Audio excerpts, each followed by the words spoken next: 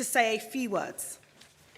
Thank you, Marcia, and thank you all for hosting us in Westminster. And I would like to thank all the members of the Parliamentary Partnership Assembly for their strong presence. I think that the high turnout show how determined and serious we are in our bilateral work, which I think is very important for our common future. We had a very good meeting in Brussels, and I'm sure that we will have another very fruitful meeting this time to assess what happened also in March and May and to see what the further step can be. So thank you very much. Thank you. Remember to switch that on.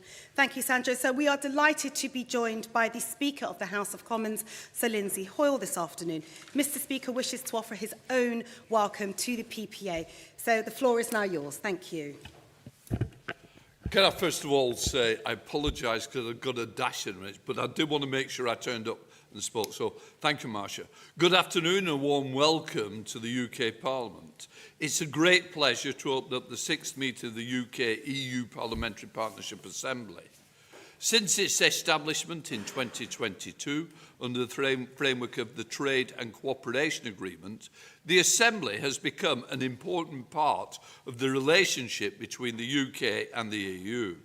It has provided a valuable forum for dialogue, understanding and constructive exchange between our parliaments.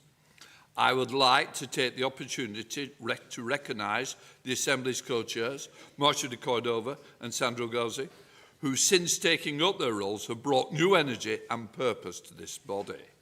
Under their leadership and with the support of their vice-chairs, the PPA continues to develop as a forum that informs, influences and strengthens the wider UK-EU relationship. The importance of the interparliamentary dialogue cannot be overstated.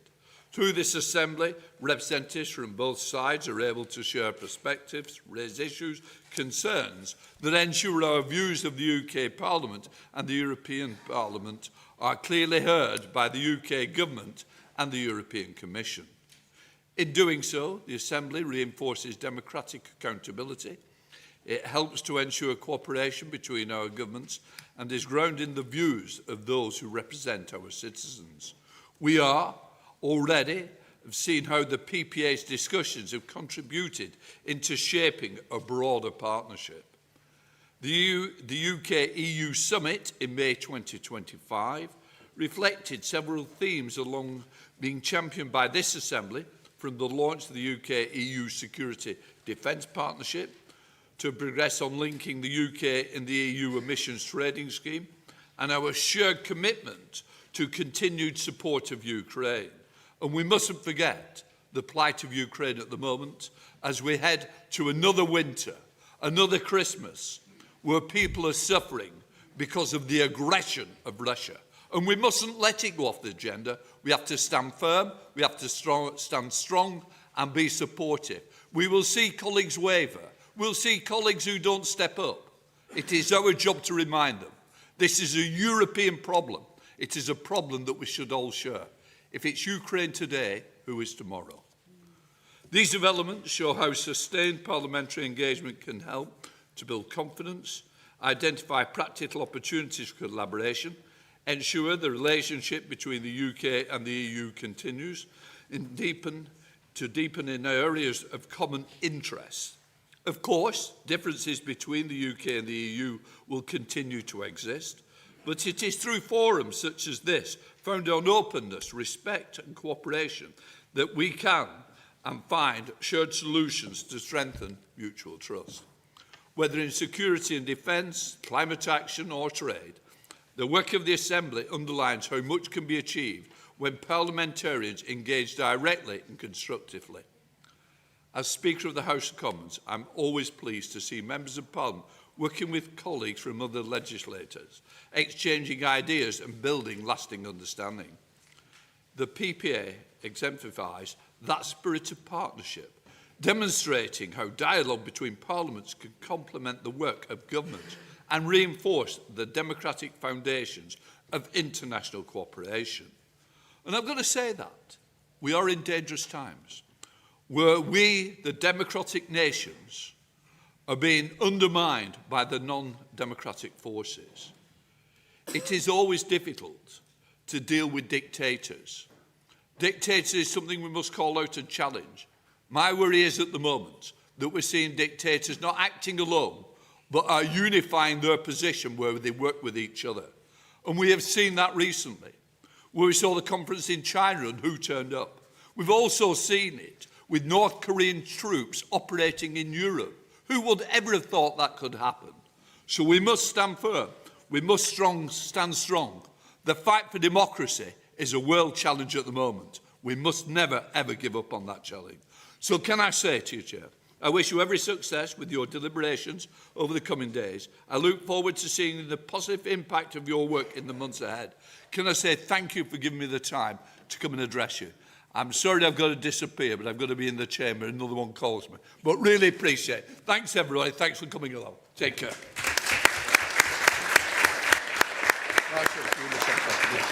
Thank you, Mr. Speaker. We are very grateful for giving up your time, but also for your kind words. Before we start, I would like to just remind the Assembly that the meeting is public and proceedings are being live streamed on the UK Parliament YouTube channel. In relation to the restrooms, the closest ones are just down the corridor, past the reception desk and opposite Committee Room 7. I would also like to remind everyone that the UK Parliament does have a behaviour code which applies to us all. So that is members, staff and visitors alike. Courtesy to all is the rule at all times. Please remember when you're going to make a contribution to turn your mic on when you begin speaking and then obviously switch it off when you've concluded your remarks. Finally, there will be votes throughout the afternoon session, so colleagues from the House of Lords will be coming in and out. So I'll now hand over to my co-chair. Thank you. We have, colleagues, we have circulated the draft agenda. Are there any comments? No. Okay, so if there are no comments, the agenda is thereby adopted. We have also circulated previously the meeting of the last meeting of our Assembly of the 17th date of March. Comment on that? No. If there are no comments, the minutes are hereby adopted. So I will hand over again to my co-chair for the next point. Thank you. Now we come to our first exchange of views on the state of play within the Partnership Council, including progress since the May UK-EE Summit this year, and we will hear from our guest speakers, who are the Right Honourable Nick Thomas Simmons MP, Paymaster General and Minister for the Constitution and European Union Relations, co-chair of the Joint Committee on the Implementation of the Withdrawal Agreement and co-chair of the Partnership Council. We also have His Excellency, Pedro Serrano, European Union Ambassador to the United Kingdom. I will now give the floor to our guest speakers. After their remarks, I will then open up for discussion from the floor for the exchange of views. So, Minister Thomas Simmons, the floor is now yours.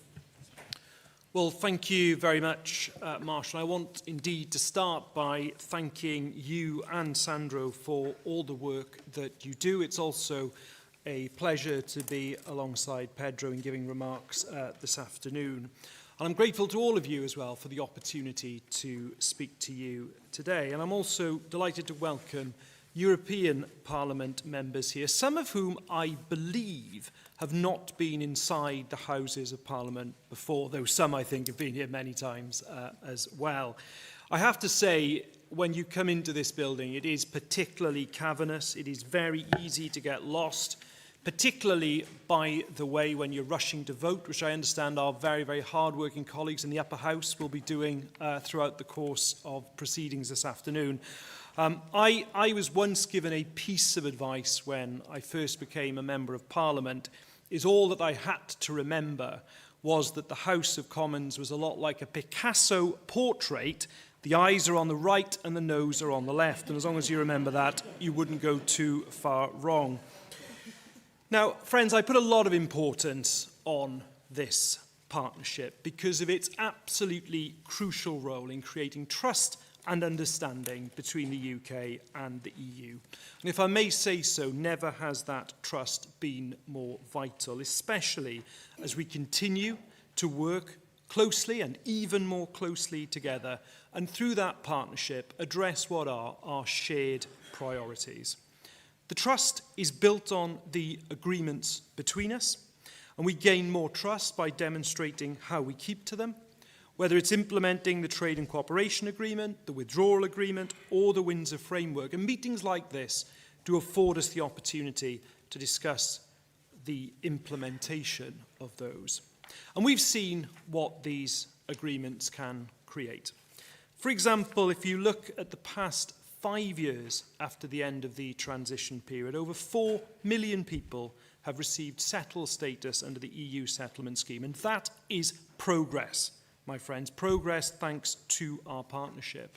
And throughout 2025, we have had more chances to build a closer relationship. The majority of the specialised committees are meeting this year. In fact, the most recent Trade Specialised Committee actually took place only 5 days ago. And I'm pleased that the co-chairs for each committee meet regularly in between meetings as well, so that any update on implementation can be quickly recognised and any issues can be overcome. Now, this is a great place, a good basis to start from.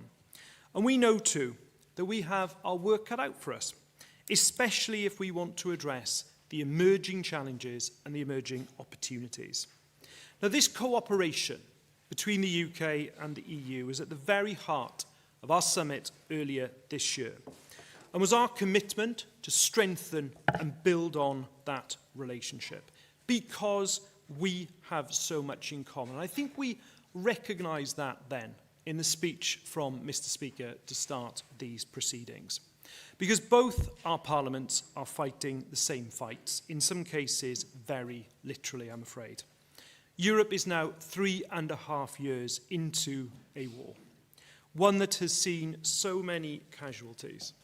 Our collective European security is under threat, which means that we need a collective European response. Now, I am proud of the role that the UK government has taken when it comes to Ukraine, and I am particularly proud of our partnership with the European Parliament. Our Prime Minister set this out in stark terms. European security is our top priority, and I will speak more on this in a moment. But it has been inspiring to see overwhelming support for Ukraine across our parliaments. But that conflict is not the only issue that binds us together. Illegal migration and people smuggling gangs continue to blight our borders. And more positively, we all want to generate growth, put more money in people's pockets and generate opportunities for young people. And it is clear to me, given those shared priorities, that we must commit to further collaboration and find more ways to make the UK and Europe safer and more prosperous. Now, since the last Assembly, we hosted the first UK-EU summit, where the UK Prime Minister and the Commission President welcomed our new strategic partnership and a landmark deal to grow our respective economies, to strengthen our borders and help make our entire continent more secure. Before we begin today in earnest, I think we should remind ourselves of this work and how, since that summit, we have been building on what we agreed on. At the deal's heart was the Security and Defence Partnership, a joint commitment to working together for European security. And I'm pleased our negotiations on security action for Europe are developing too. This is very welcome, and I hope that our European Parliament colleagues will support this progress. I cannot overstate the importance of the UK being a part of member state procurement plans for the first round of loans. It will strengthen and expand our collective European defence capabilities, a cause which we have shown the UK is committed to. Now, since September, the Minister for Europe, who I know you'll be hearing from in the session after me, has led discussions with his EU counterparts on some of our biggest priorities, including Russia, Ukraine, hybrid threats and the Western Balkans. And that cooperation is already delivering results. This July, we worked closely with the EU to lower the oil price cap and clamp down on revenues to Russia. And we welcome the EU's 19th sanctions package adopted on the 23rd of October, where they matched our sanctions on the oil giant Rosneft. In October, we delivered a successful UK-hosted Berlin process on the Western Balkans, which will promote regional cooperation and deliver security and growth. We're already working together to help bring those who smuggle people across the English Channel to justice. Now, that international cooperation is vital because the criminal gangs do not respect international borders and law. But again, we can and indeed we must go further. Our new commitments in the Common Understanding outlined how we will strengthen cooperation on law enforcement, judicial cooperation, and on tackling irregular migration. And I am keen we make progress in these areas as quickly as we can. And when it comes to trade, there's been plenty of progress here too, which is very welcome because British and EU businesses tell us time and time again that they are being held back by red tape. The summit made it clear we need to tackle barriers to trade so we can drive investment, jobs and growth for both the UK and the EU economies. And that's why we've agreed to work on a sanitary and phytosanitary deal, a deal which is good for both sides, making food and agricultural trade with the EU cheaper and easier, slashing red tape and bureaucracy. And it will give a much-needed boost to British exporters too, because once again, after a long absence, we'll be able to sell Great British burgers, shellfish, and other products into the EU. We've also helped to create a more energy-resilient continent. By linking the UK and European energy and carbon markets, we can lower prices for industry and lower prices for households too, making us all more resilient to price shocks. And I very much welcome last week's progress, the most recent progress, on the agreed sanitary and phytosanitary and indeed emissions trading system mandates. This is an important step in maintaining positive momentum and realising commitments made at the summit. And the UK stands ready to immediately start talks now those mandates have been agreed. Finally, we have agreed to strengthen our people-to-people links. We are working towards a youth experience scheme to allow our young people to travel and work freely in Europe.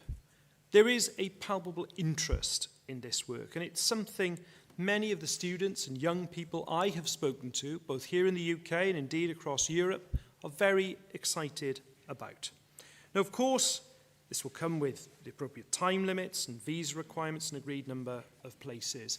But I've never hidden my excitement about the real potential of building those links between young people across our continent. And we're also working towards the UK's association to Erasmus+. If we joined, it will offer our learners and staff across the education, training, youth and sports sectors so much, from school exchanges to work placements, language courses, semesters abroad, international youth projects and training for grassroots sport staff. Now, of course, we will, in the negotiations, look for a fair balance. I certainly wouldn't expect the EU to subsidise the UK's participation, but nor should the UK subsidise the EU's. But yet again, what I say to this room is to lift our heads. And I often have to do this because I'm at the cutting edge of these negotiations. I am so often in the detail of these negotiations. But we have to lift up and look at this new partnership, this new strategic partnership that we are building, and why it means so much to future generations across our continent. Now, of course, all this means that we have busy weeks to come. But at least the road ahead is clear. We've agreed on the principles of our new strategic partnership, but now we need to progress with the detailed negotiations. Then our citizens will be able to see the benefits in their daily lives of our strengthened cooperation. The first UK-EU summit agreed to an ambitious agenda, and future summits will provide us with opportunities to further strengthen our relationship. That is in the UK's interests, and it's in the UK's interest and the EU's interests as well. A stronger UK-EU partnership means a stronger Europe. And of course, the PPA will play a key role in strengthening that relationship, demonstrating the mutual interest that binds us.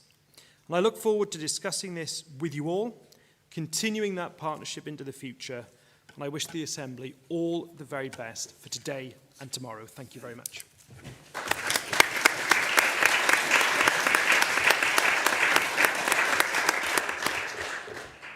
Thank you, Minister. Ambassador, the floor is now yours. Thank you very much, Madam Co-Chair, Mr. Co-Chair, dear Minister for the Constitution and European Union Relations, dear Nick. What an honour and pleasure to be here with you and with all of you, distinguished members of Parliament. I'm really honoured to be here at the 6th meeting of the EU-UK Parliamentary Partnership Assembly. I have to start by expressing regrets, transmitting to you the regrets of the EU's co-chair of the Partnership Council, Commissioner for Trade and Interinstitutional Relations, Maros Šefčovič, who is unable to be here with us today. In fact, he's addressing EU ministers at the General Affairs Council as we speak. And he has requested me to address the Assembly on his behalf.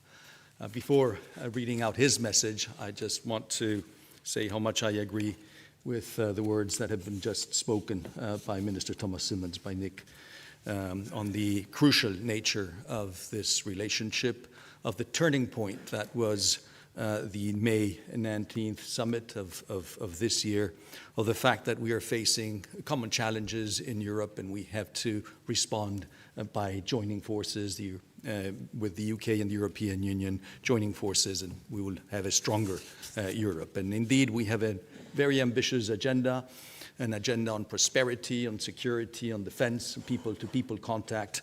And this is what we're trying to, and we're carrying out as we speak, with negotiations on quite a few of the elements that were agreed May advancing and more to come.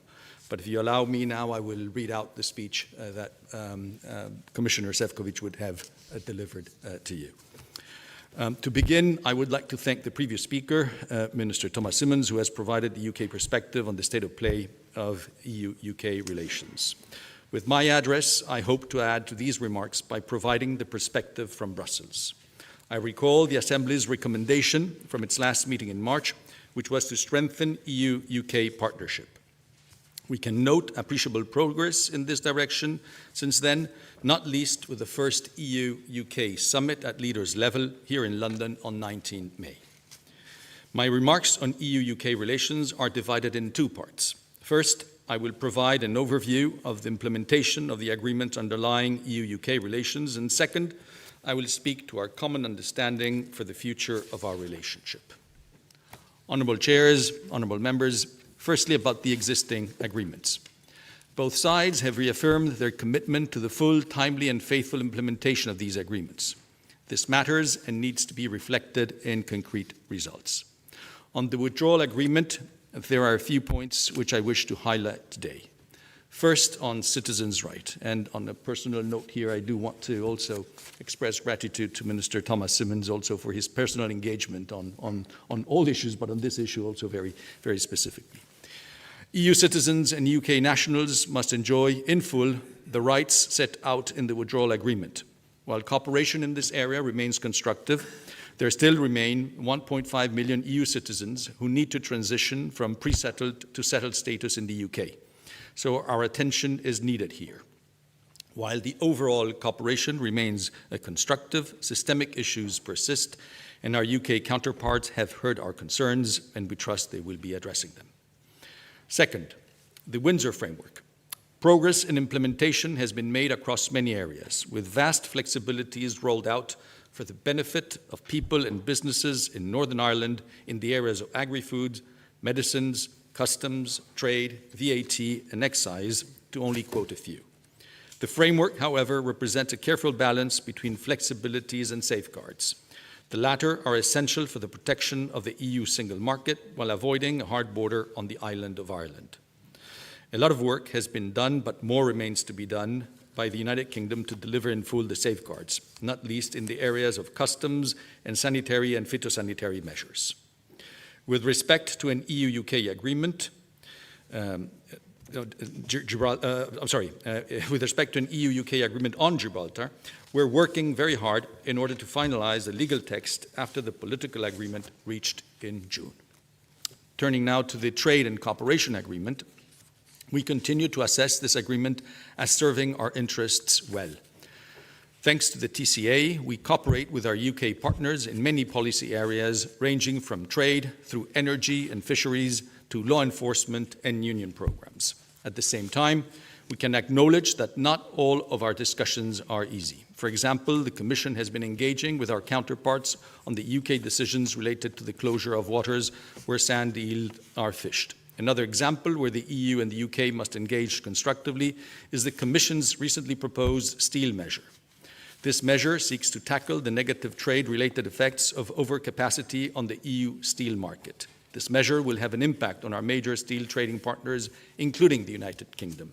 At the same time, the Commission's proposed measure foresees a similar regime to the current one as regards the trade flows of UK-originating steel from Great Britain to Northern Ireland, in line with the Windsor Framework commitments and solutions. We have engaged with the UK authorities, with the United Kingdom authorities on those issues, and in particular, why excluding the United Kingdom from its scope was not possible. We will have the possibility to discuss the specifics of the country allocation of quotas and per category in our bilateral engagements. Moving now to the renewed agenda. It is a little less than 6 months since our leaders met at the first ever EU-UK summit in London. It marked a new chapter in EU-UK relations. Our joint ambition to deepen the relationship was agreed and set out in the common understanding adopted at the summit. We are working hard to deliver on our objectives. Within 1 month of the summit, we formalized our political agreements on fisheries and energy, providing predictability for our fishermen, women, and continuously extending energy cooperation. We are now ready to start negotiations with the United Kingdom for a sanitary and phytosanitary agreement and an agreement on linking the Union's and the United Kingdom's emission trading schemes. Discussions on all other issues have also started, notably security and defence, the UK's association to Erasmus+, youth mobility, electricity, law enforcement and judicial cooperation, and irregular migration. In particular, the following developments are worth mentioning. The negotiations with the United Kingdom on the conditions for its participation in the SAFE instrument are at a critical phase. We would need to find an agreement, particularly in relation to financial contribution, before the end of November, deadline for the submission of national plans. In order to strengthen our people-to-people contacts, a key commitment of the renewed agenda, we are in active negotiations for a youth experience scheme. Our joint aim is to give our young people opportunities, including for cultural, creative, and educational exchanges. In her September remarks advocating an ambitious scheme, Chancellor Reeves said that she wanted young people to have the same opportunities to come to the United Kingdom as her generation had to travel in Europe. We are in full agreement. We have seen also a drop in the number of EU students studying in the UK by 57% in 2023-2024 as a consequence of Brexit. We think this is unfortunate and we would like to tackle the root causes of this problem. We are also working hard to reach an agreement on UK participation in Erasmus+. This issue cannot be looked at through a financial lens only. We believe in the importance of this program for building bridges between our people and building on the things that we have in common as Europeans. As President von der Leyen has stressed, Erasmus Plus is key for creating a better understanding of each other. We truly hope that we will be able to find solutions. Believing that close cooperation on electricity is in both the EU and the UK's interests, we are exploring with the United Kingdom the parameters for the UK's possible participation in the EU's internal electricity market. Of course, such participation would require respecting the integrity of the internal market and ensuring a genuine level playing field. Furthermore, we're deepening our cooperation across wider security issues, irregular migration, law enforcement, and judicial cooperation. We will continue our efforts to implement this renewed agenda in a manner which ensures a balanced outcome for the European Union. Honourable chairs, honourable members, Minister, we are convinced that a stable and positive relationship between the EU and the United Kingdom, based on our existing agreements, is in our mutual interest. The common understanding shows that we can inject dynamism into the relationship and identify new areas for cooperation in our mutual interest. I have no doubt that this partnership assembly will continue to play a key role in promoting and facilitating mutual understanding in the EU-UK relationship. I look forward to hearing your views and be pleased to answer questions you may have. Thank you very much.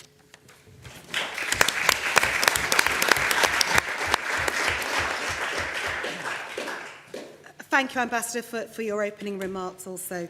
This being the first meeting of the PPA since what I believe was a successful summit in May, I feel it was a significant moment in relation to UK-EU relations. And I want to begin by welcoming what was a very positive outcome from the summit and to thank our speakers for the role that they have played in establishing the strategic partnership and its ambitious plans of action in the common understanding.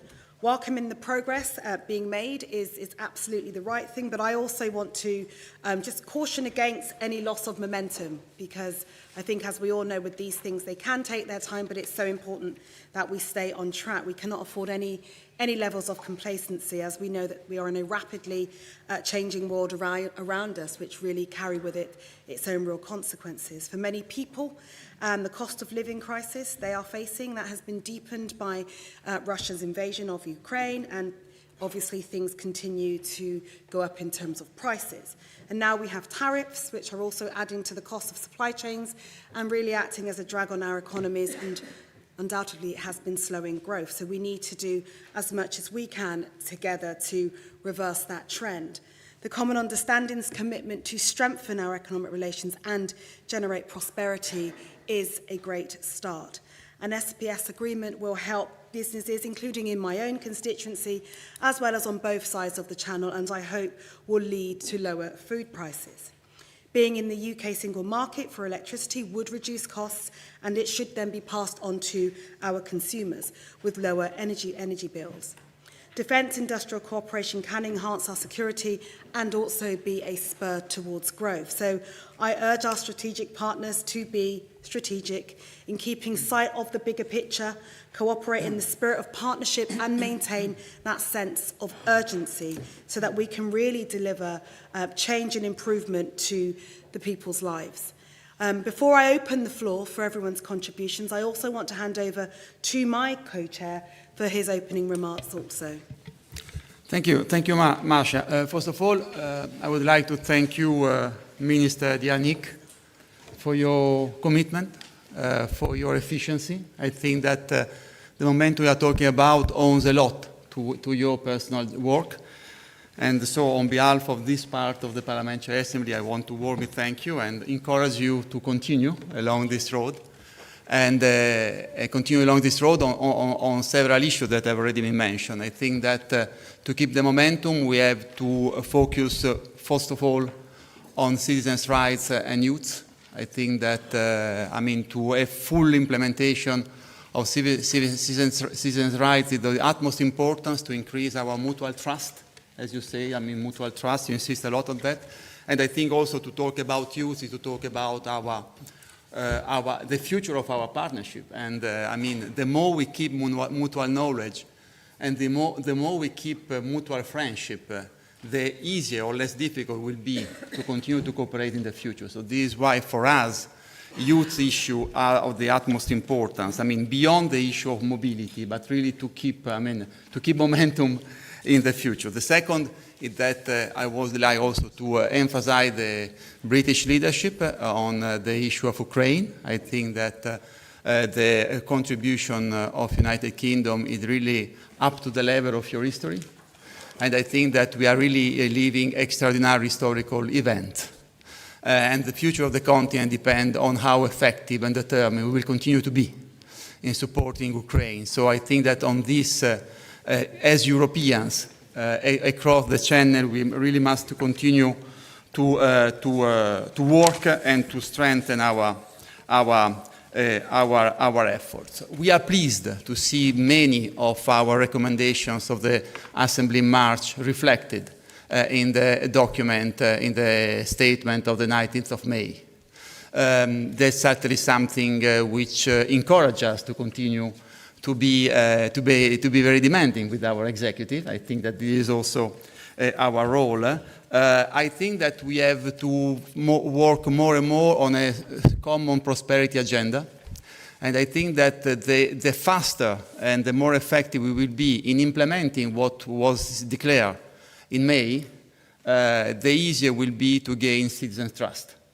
I think that the citizens on the two sides of the channel needs to be convinced that it's worthwhile working together, And the only way of convincing them to worthwhile is to deliver them concrete results. So I think that the prosperity and growth aspect are really of the utmost importance, and we have to continue together to persuade the citizens on the two sides that it's really this partnership, this renewed partnership, this new phase in our bilateral relations are of the utmost importance and on the common interest. Thank you very much.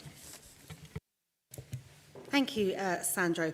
I will now give the floor to members for their interventions. Please keep your remarks to just 2 minutes. There are clocks located around the room, so you have no excuse to go over time. And I'll call Lord Ricketts first, please. Thank you very much indeed. And may I first of all pay tribute to Ambassador Serrano for all the excellent work he does here in London. Hope it's not damaging to his career to say that. I just also wanted to do a bit of publicity that the Lords European Affairs Committee, which is the only committee of this Parliament that deals exclusively with Europe and EU affairs, published a report this week on what was called the government's reset. There were a range of views on the committee, of course, but the committee adopted a report which suggested that the government have made a strong start, building confidence, but converting that into specific agreements is going to take a lot of work and a lot of goodwill. Clearly, the 19 May summit was a waypoint, but this is a long process. Indeed, Switzerland suggests that it is a process without end. I would like to come back in the next debate on security and defence, but just say quickly now that since we completed our report, the mandates have been agreed by the Council for the negotiations on SPS and ETS. Those need to be pushed forward quickly. There will be complexities about dynamic alignment in particular, but for our companies and to avoid carbon levies, we need to get agreements on those soon. Many of our committee were pleased to see that we are now negotiating on youth experience scheme, on the Erasmus+, but more disappointed that so little progress has been made on touring artists, which has been a theme of this PPA and its predecessor as well, and on issues like recognition of professional qualifications. So in short, good start, still a great deal to be done, and the role of this PPA, I think, will be important in holding government and the EU institutions to account. Thank you, Madam Chair. Thank you, Lord Ricketts. Thank you. We'll go to Isabel Bijamia, please. Yes, thank you. Thank you very much, and thank you for the warm welcome. It's a pleasure to be here today. The partnership agreement is of utmost importance, and the outcome of that agreement, as has been said, has a huge impact. Millions of people on both sides of the channel. We talk about youth mobility, we talk about trade. At the end of the day, we're talking about creating opportunities, which I believe is the biggest role for the policymakers and for governments. So it's essential that we reach a good agreement in that sense. Coming from Spain, I cannot avoid talking about Gibraltar. And as in the letter of Commissioner, we've heard that there's a lot of improvement in that sense. We all agree that we need to come up with a solution regarding how to tackle the status of a colony that is in the European, from a European country in another European country. And as it has been said, that the final legal text is about to finalize. There are two issues that really worry me. First of all is whether or not we can say that Gibraltar can benefit from the Schengen area, and how to tackle with this, and how to be able to deliver on that Schengen area. Thank you. And then on the other side, it's about the Gibraltar merits to get out of the anti-money laundering third high-risk countries and out of the Gafi list. And there's a lot of still many things to improve there, and I would like to know if there's anything we can know more about the agreement in that sense.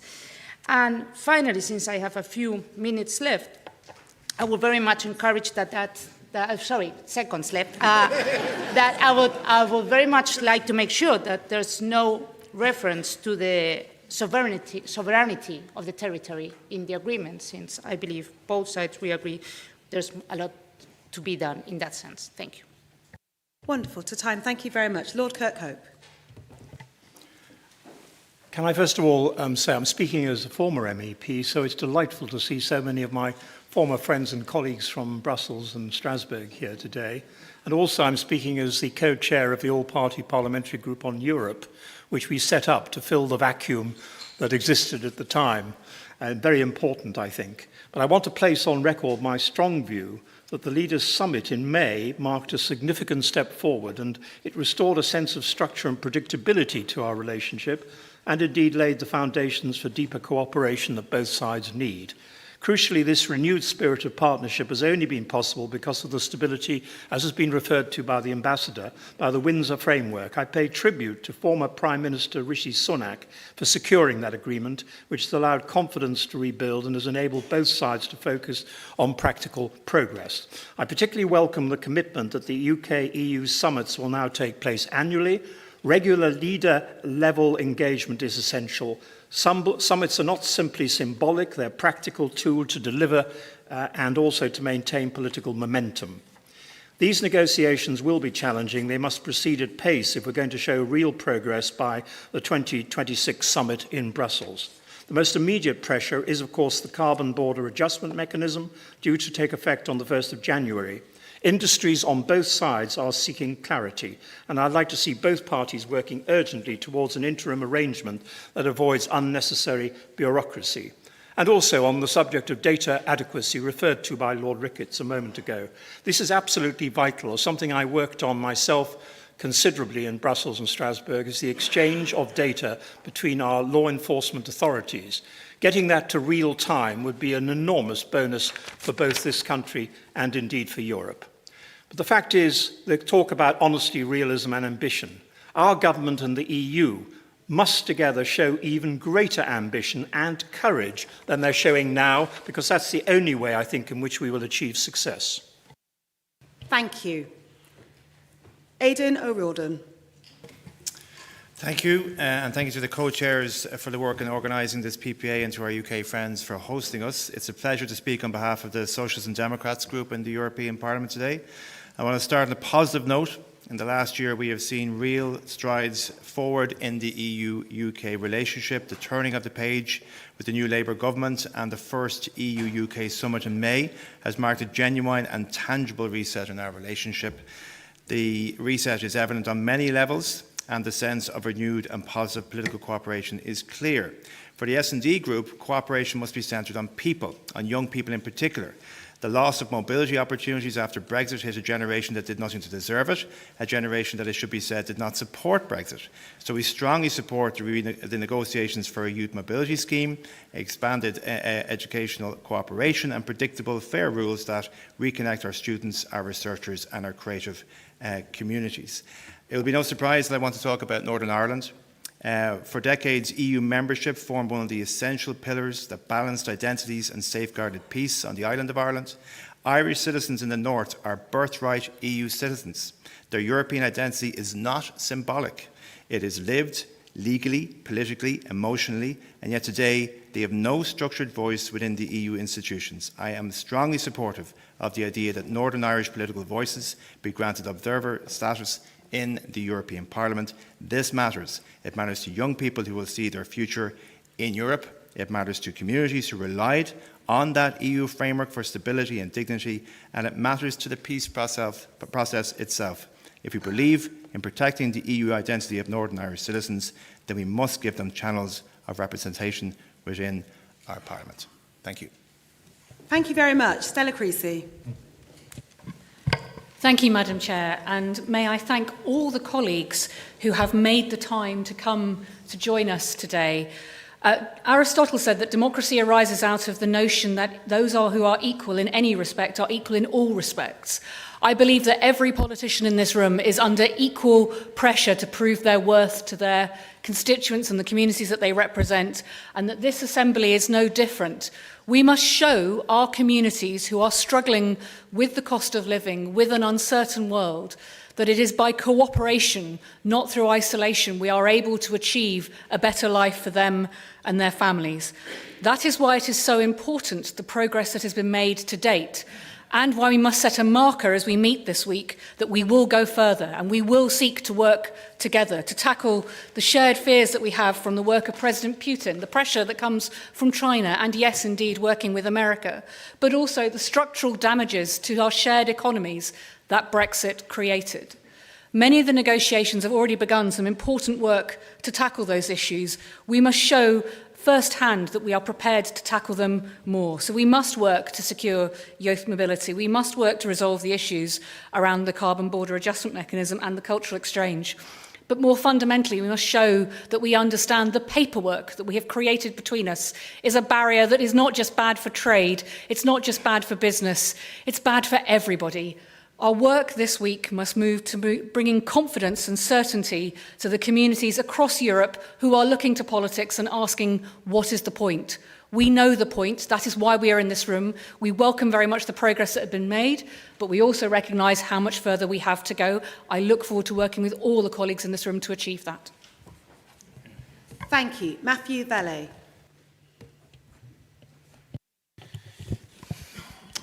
Sorry, I speak French. You take the...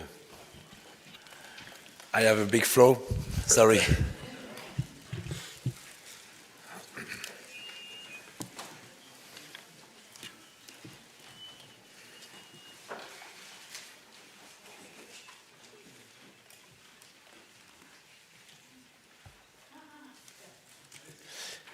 Merci, Monsieur Gauzy.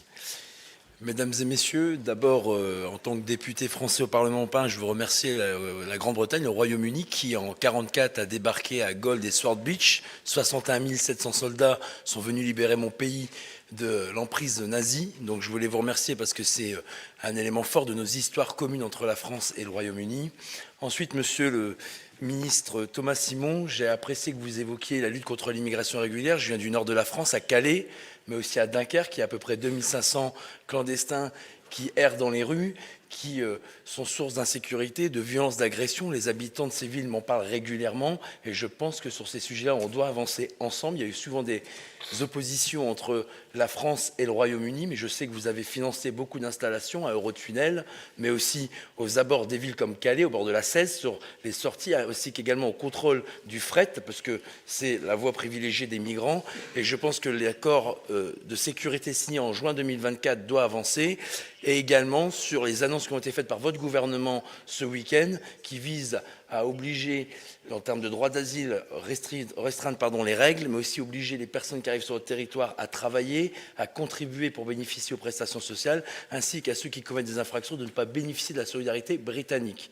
Je pense que ça va aller dans le bon sens, puisque, vous le savez, votre système actuel favorise le passage de la Manche vers le Royaume-Uni. Et puis, important de le souligner, la lutte contre la traite humaine, les trafiquants de traîtres humains, ces trafiquants qui usent les migrants comme une chair à canon et qui, avec des prix mirobolants, leur font miroiter finalement l'Eldorado ici et malheureusement trouvent souvent la mort dans la Manche lorsqu'ils traversent évidemment nos frontières. Donc je compte évidemment sur vous. C'est une demande forte attendue de nos deux peuples, de nos deux nations, avec toute l'humanité qui s'impose.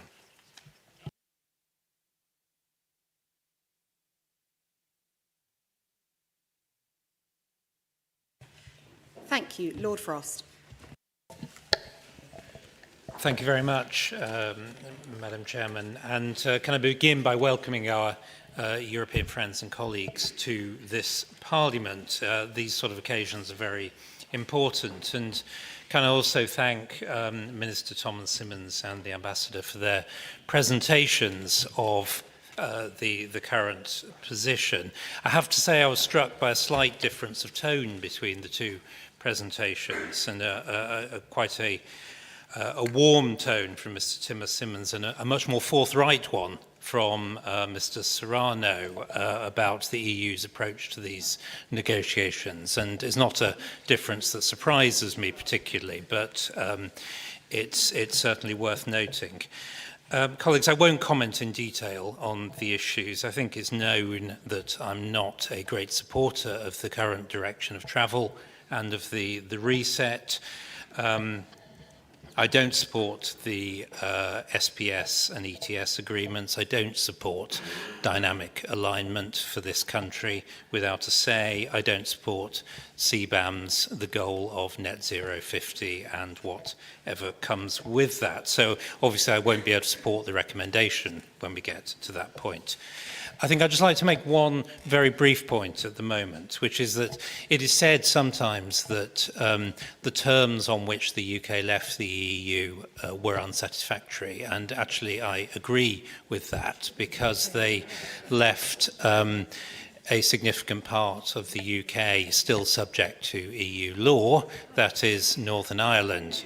Now, this places the UK government with a choice each time whether to diverge or whether to remain close to the EU, and that's an unstable situation. I think there are only two stable situations. One is the path that we are on, which is that Windsor-like framework will be imposed on the rest of the UK, and that's the current direction of travel, I fear. The other, to finish, is to reverse the direction of travel, to reverse the reset, and to remove one day the Windsor Agreement. And that's the direction of travel of much of the right of British politics. Thank you very much, and I'm sure Lord that's the point Frost. we'll get to. I think we've all got the picture from you. Thank you so much for your contribution. Barry Andrews. Just to remind Lord Frost that the people of Northern Ireland voted against Brexit. Nevertheless, I have to say that I feel the progress in the relations between the EU and the UK have been glacial. I've raised issues in March, particularly around CBAM, and we are still waiting to see significant progress. And that is really quite unfortunate. It can't be down to a lack of trust. It can't be down to a lack of alignment of our strategic interests. I have just come back from Kharkiv. I got off a train from Kiev this morning, and it's fresh in my memory, the flags of on the graves, and the freshly opened graves, and the bombed out apartment buildings. And you come here and you find that UK participation in safe procurement has not yet been agreed. Now, I think the statements from both the Minister and the Ambassador on behalf of the Commissioner are not dissimilar to what was said in May, frankly. We will work towards this. We will attempt to do that. We aspire to do the other thing. So what we have to do is stop being transactional and be strategic in our relations. We have to stop treating the UK as a third country. We have to encourage the UK government to tackle the issue of dynamic alignment. I think that the circumstances that we find ourselves in now force us to recognise the towering mutual interest that we have in agreement as soon as possible. Thank you. Thank you very much. Baroness Hayter.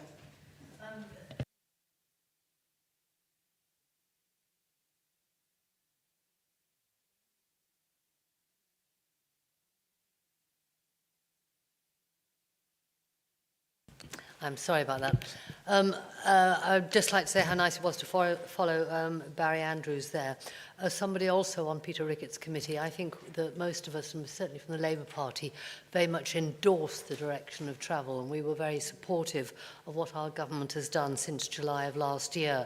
They went straight into the wider grouping of the EPC in Blenheim straight after the election, then through the summit, and I think many of us take support from that. There's two things I really wanted to say. One is that we face both friend and foe. It's been mentioned by how important Ukraine is to us working together on defence and security, which is why I welcome the comments about us not yet having sorted out safe. But we also face a friend, if you like, in what President Trump is doing about tariffs and therefore the instability to trade. And one of the important things in our relationship is to be able to mutually improve our trade. So I think working with these two parliaments is going to be really important to make sure that we don't get too stuck into some of the details of the negotiations, but we're able to raise ourselves up and keep our eyes on this broader issue of security and partnership, but also on promoting the trade that is good for the whole of Europe and indeed beyond. I think the security and defence policy is the great, fun enough, benefit out of Ukraine, but let's build on that in industry as well as working together actually on defence. Thank you. Thank you, Baroness Hayter. We have Kathleen Bunchion. Yep, Gerb Magus, Cahiрлach. Thank you, Chair. First of all, I want to say thanks to everyone who has organised, all the behind-the-scenes staff that are really the real workers in all these events that get organised, for hosting us. There's a lot I could say, and we have 2 minutes, so I want to be specifically focus my comments in relation to the Good Friday Agreement in Ireland. But I do very briefly want to say I agree with the comment that was made about the touring artists.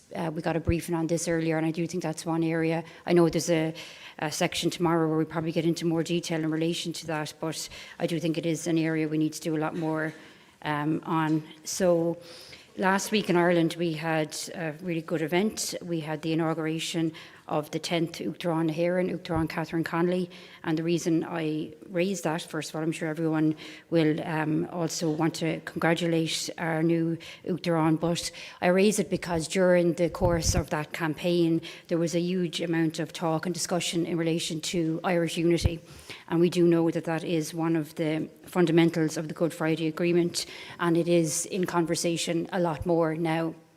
And I think it's really important that progress and work has been done between the British government and the Irish government in relation to setting a date for a unity referendum. And I want to ask Minister in relation to that, what are his comments about that?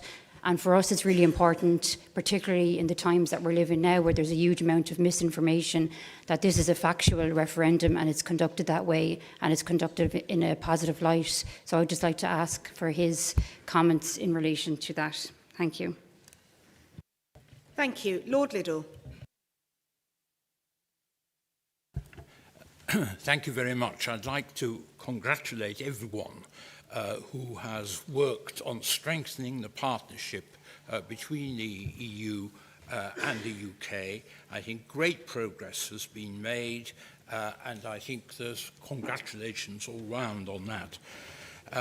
But the big point I want to make is that the challenges for our partnership have become much greater since the awful decision of Brexit, much greater, because first we have the defence challenge with the war in Ukraine, which Ukraine must win.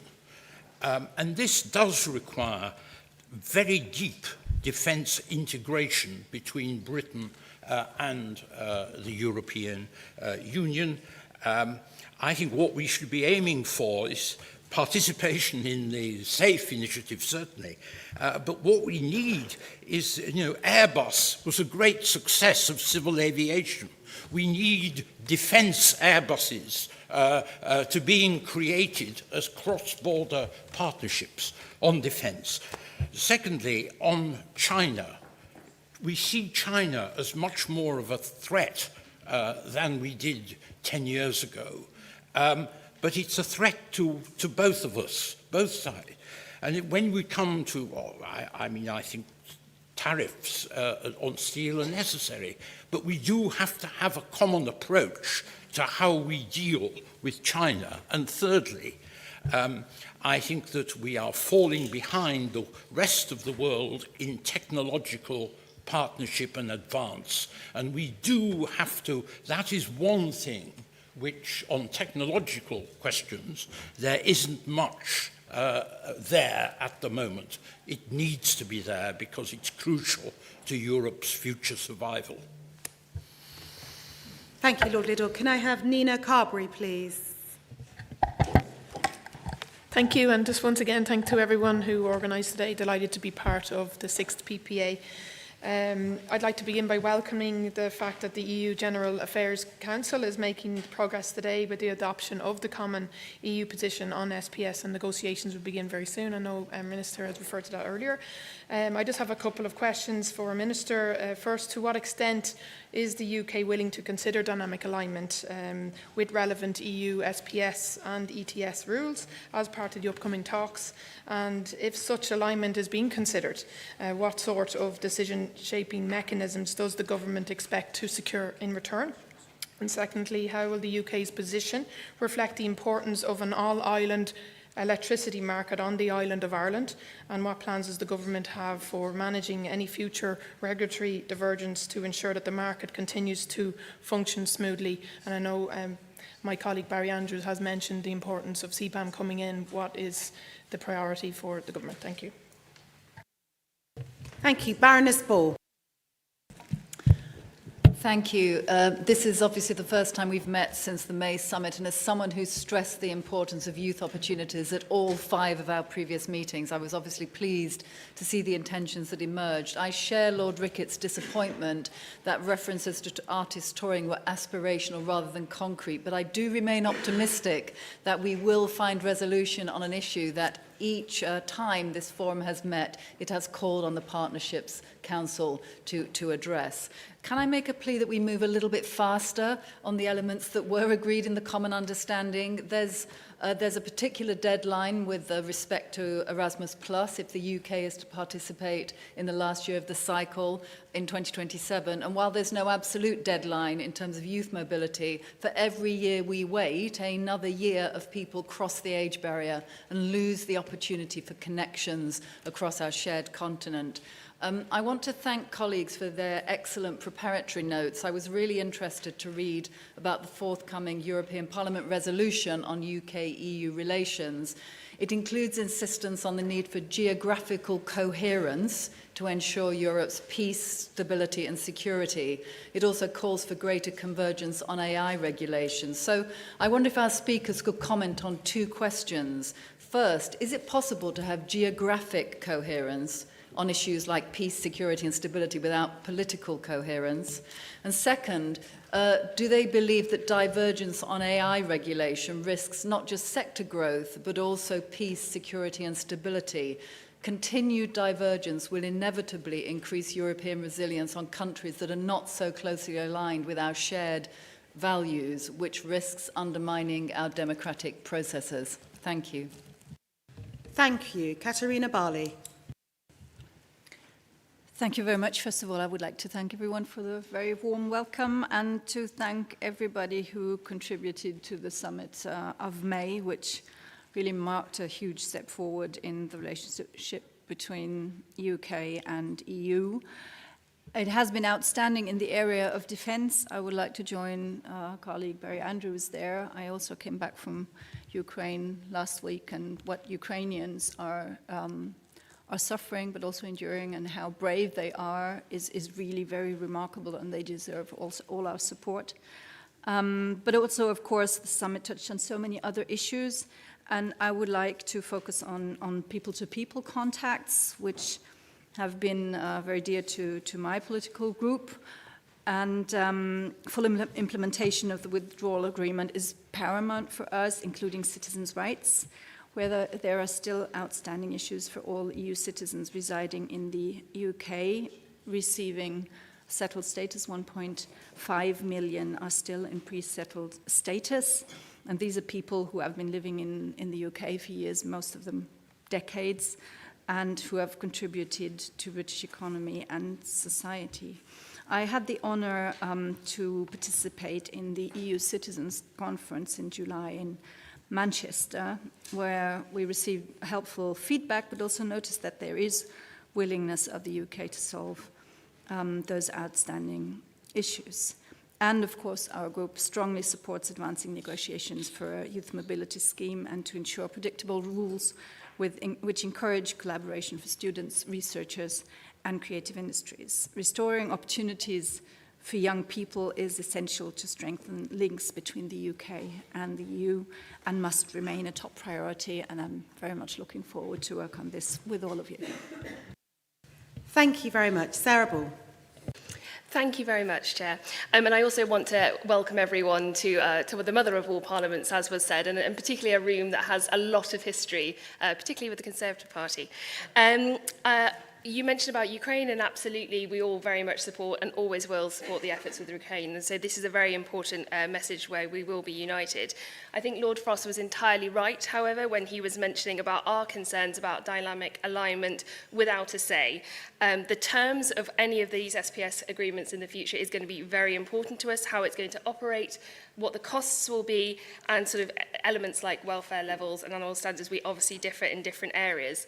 Part of the reason that we ultimately with Brexit was a matter about sovereignty, and I think this is a point that still has to be borne in mind, that any of these negotiations need to make sure that both sides are coming out with an arrangement that they are welcoming or happy with.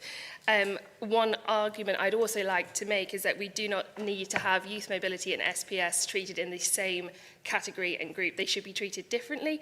Their terms should not be used as a tool one for the other.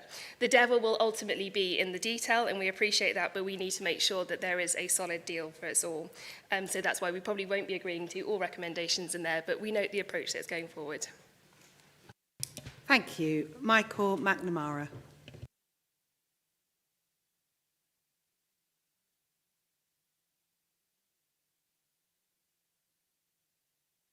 Ask some questions on maybe what has been achieved, at least in principle. May's summit produced a common understanding, including measures relating to energy cooperation and common sanitary and phytosanitary area. Regarding energy, the UK's exploration of participation in the EU's internal energy market is to be welcomed. Continued UK-EU cooperation and alignment is of great importance for shared energy security and stability, particularly in the island of Ireland. Both countries agreed to promote renewables and welcomed continuing exchanges on new technologies such as hydrogen. The Commission plans to present a recommendation on the electricity agreement by the end of the year, and I'd like to ask how the UK envisages future cooperation, including in particular in renewables and hydrogen. Last week, the Council authorised the Commission to open negotiations with the UK on a common sanitary and phytosanitary area, the aim of which is to align standards on agri-food products to allow their movement without certificates or controls. Again, this is of huge importance to the European Union and in particular to Ireland. The UK agreement aims for an agreement with the EU by 2027, but I'd just like to ask what challenges are anticipated in particular around exceptions that will be sought and if this timetable is indeed achievable. Thank you. Thank you. Alex Ballinger, please.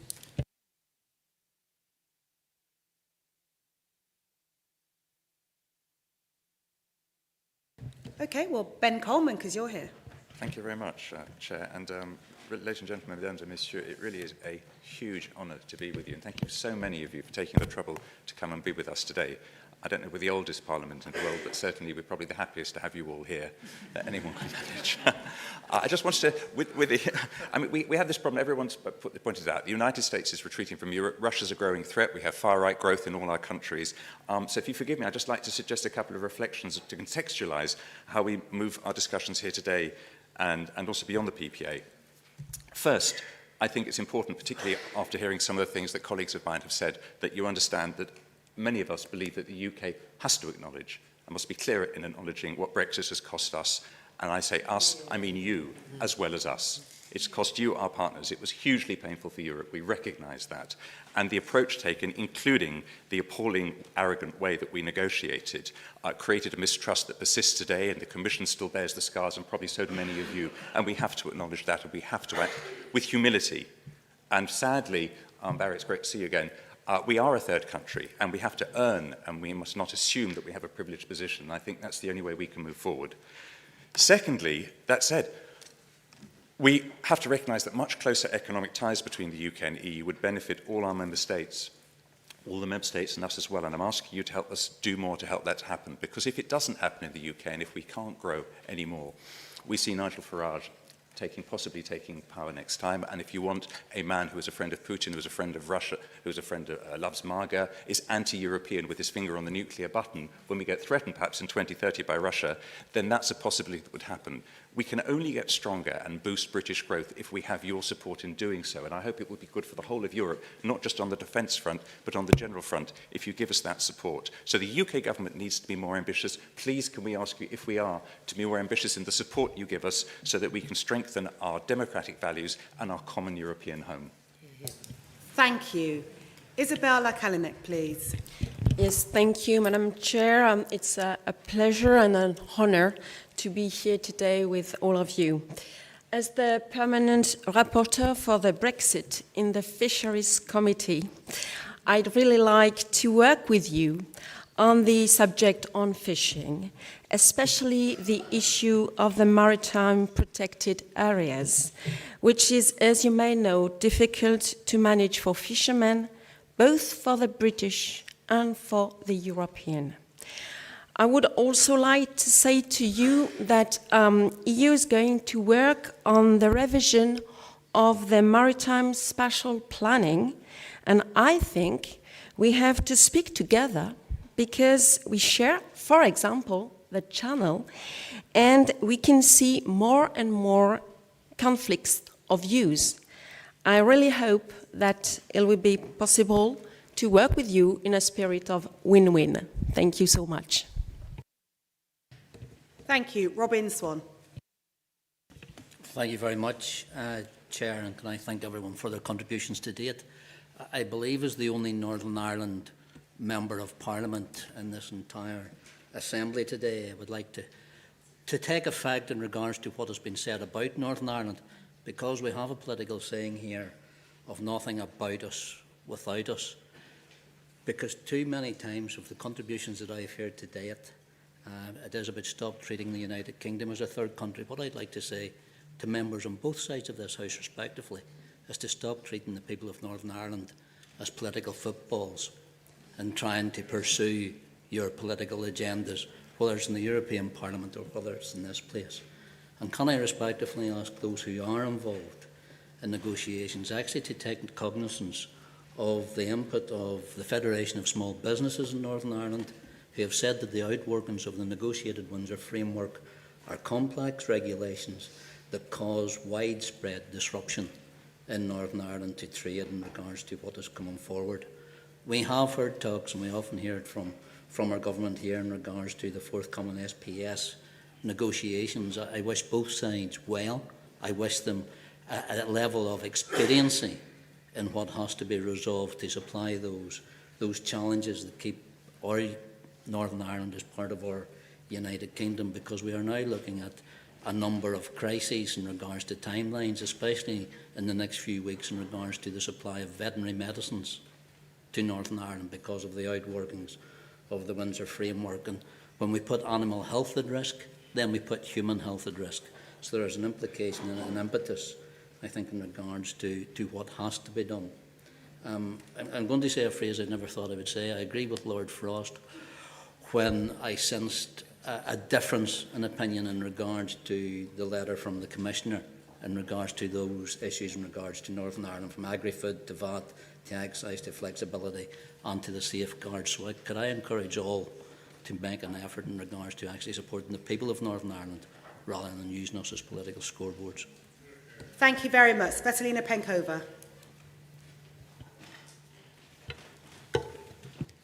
Thank you, Chair. Thank you for welcoming us here in a very productive meeting as always. So since the May 2025 summit, we've seen some welcoming process, especially when it comes to reviewing and upgrading the UK-EU partnership. And I'm happy to emphasize that when we're speaking about those achievements, they're measured by deliveries, not by declarations. We've heard a lot of topics that have been posed by the colleagues here, but I would also like to add another spin to our conversation, which is related to the energy matter.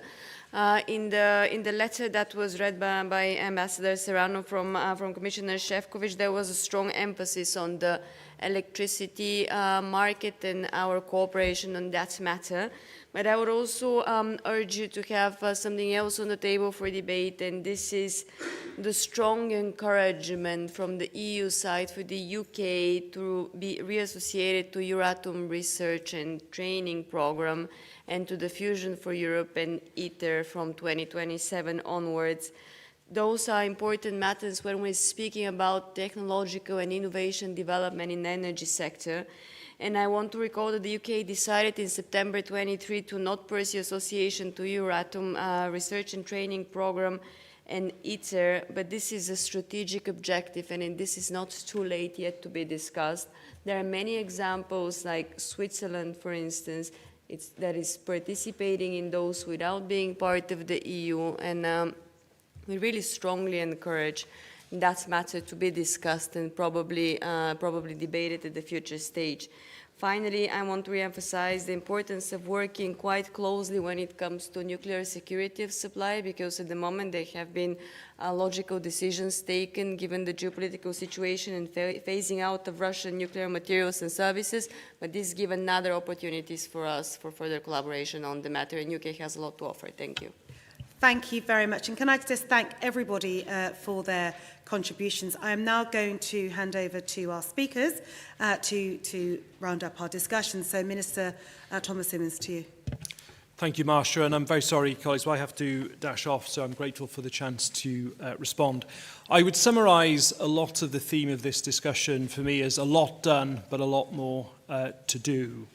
And in doing that work, I'm always grateful for the various reports and advice. I should say a particular thank you to Lord Ricketts and his committee in this regard. And just, I don't want to create a problem for our professional diplomats by praising them either, but I have to say that in relation to Gibraltar, I do congratulate all parties involved in reaching a settlement on that in recent months, which I think is hugely important. Could I also just say around the room that everything that's been said here about speed today and getting on with it, I absolutely share those sentiments. I met many of you, a number of you in this room when I was shadowing this job in opposition. I came into government appointed to this role. We had a very specific plan. We delivered the common understanding within 10 months. And I want to bring that same sense of urgency to implementation, because as people have said in this room, we want to bring the benefits of what we agreed in May to people on both sides of the channel. And I want to just say as well, in respect of the agreement that we are seeking now to put into effect. I mean, Lord Frost, I think we would probably agree, though for different reasons, that the current situation is very unsatisfactory and needs to be improved. I know you disagree with the idea of an SPS agreement, which, by the way, we are taking a sovereign decision to align with another high standards jurisdiction. But there has to be a debate. The agreement that we have struck and we will implement will mean that in energy and in the SPS agreement, we'll be able to bear down on bills. With the SPS agreement in effect, we will be able to sweep away costs from businesses. £200 export health certificate per consignment, those businesses will no longer have to pay it. Selected for sampling, £1,400, they'll no longer have to pay it. £61 identity check, they will no longer have to pay it. All the additional law enforcement tools that we will have as a consequence of this agreement, work on illegal migration, sharing third-party national criminal records. So for those who want to, at the next election, oppose this deal, they will have to explain why it is they want additional costs for businesses, additional burdens for businesses, fewer tools to keep us safe on our borders, and why they want to take the risk of food and energy prices rising. And frankly, I will welcome that debate in the years ahead. Now, on the Windsor framework specifically, I thought Lord Kirkhope made a very good point on this. We supported it in opposition. It was not a partisan thing. We absolutely supported it. And look, last week, in relation to friends here from Ireland, I was in Dublin only last week talking to Thomas Byrne, my counterpart in Ireland, and I think the bilateral relationship between the UK and Ireland is in a very, very positive place indeed. And to the point that I thought Robin Swan made very well, I was also in Belfast last week, and I was talking to the First Minister, the Deputy First Minister, Minister Muir, but also, importantly, to civil society groups and businesses across Northern Ireland as well, including the Federation of Small Business, and I have considered their recent report very carefully. And I am listening directly to those on the front line of in terms of dealing with the Windsor framework in Northern Ireland. And I stand ready to do whatever I can do, whether it's quicker payments under the duty reimbursement scheme, more trader support, all I can do to build even further to get a single point of understanding for businesses of the different arrangements. I'm willing to do all those things, and I work very closely with people on the ground in Northern Ireland. But I also have to say, too, that whilst, of course, we will implement the Windsor framework, and I have done that in good faith, it will be so much better for all of us, including on the Irish Sea, if we can get that SPS agreement into effect, because it will make a huge difference. And please be assured that communities in Northern Ireland are at the very forefront of my mind as I am negotiating on behalf of the United Kingdom. And in terms of going forward, a lot done certainly, but a lot more to do. Please do continue your discussion around things like mutual recognition, professional qualifications, and indeed the situation with touring artists. We look forward to the different summits. There will be summits on an annual basis, and I think this body will play an absolutely crucial role in shaping the debate that goes into them. Thank you very much. Hear, hear. Thank you, Minister. Ambassador, if I can come to you next. Thank you. It would be very easy for me because I just have to say I agree fully with everything the Minister has just said. and it is not an exception. Actually, we agree on almost everything, and the cooperation could not be better and warmer. So I think he has summed up very well the debate. I come out heartened out of this debate for all the encouragement that you're giving government and the structures of the European Union to continue advancing, and the Council to continue advancing on these issues. The level of ambition of May, some have sometimes said decried it as not being enough. I believe that it will make a substantial difference once it is agreed, and we have to start with this. Of course, there's much further that we have to go, no doubt, or we should look at it. And we have to look, and many of you have been saying this in this debate, we have to look really at the strategic goals that we're trying to reach. And this is about the future of Europe. It's about the security and defense of Europe. It's about prosperity in Europe. And it's not only an issue of geography, it's also an issue of political, no doubt. Political, I will not say unity, but I will say that we do share political values and objectives. And I think the United Kingdom and its government and definitely the European Union and the Council share political goals and objectives, and this is what has to guide us. Also, when we, in the moment you enter into negotiations, and many of you have your own experience of negotiations, and of course you negotiate as well within the Parliament, you know that you lower the focus of attention. You take another type of glasses to look at the small print. And we do have to look at the small print, no doubt, but we have to continue having clarity on the goals that we're trying to achieve. And I think you have clearly reminded and made this point today. There are many other issues on which we have to work. Defense is definitely a bit high priority for all of us. And of course, we will be able to defend Europe better if we do it together, if we develop our industry and our projects together. There's no doubt about that. Some of you have referred to further work on renewables. I think on electricity, the agreement that is on the table right now is already of high ambition, and I do hope it will go forward, because it will bring greater energy security to both sides and prosperity to both sides. AI, which is an extremely complex issue that we're all, in a way, if I may say so, trying to grapple with, because it contains many difficult questions. There's no straight answer, but definitely the more we can work together on that as well would be welcome. I think the summit in 2026 will be taking stock of progress, and we have to, I think our hope and duty is that we will be able, and the European Union has moved quickly to be able to show progress and substantial progress with conclusion of a number of agreements before we reach there, and substantial progress in others that will hopefully be well advanced when we have a next summit, but also to look further on other issues. You've raised many issues. Some of them are well known. Touring artists is a well-known issue. There are other issues as well, and we have the sponsorship scheme, which is not working in a satisfactory way as well. Definitely the mutual recognition, which is in the interest on both sides, and we have different discussions on this already in the past. So a lot of things on the tables. Most of them are known. Some of them are of different levels and difficulties.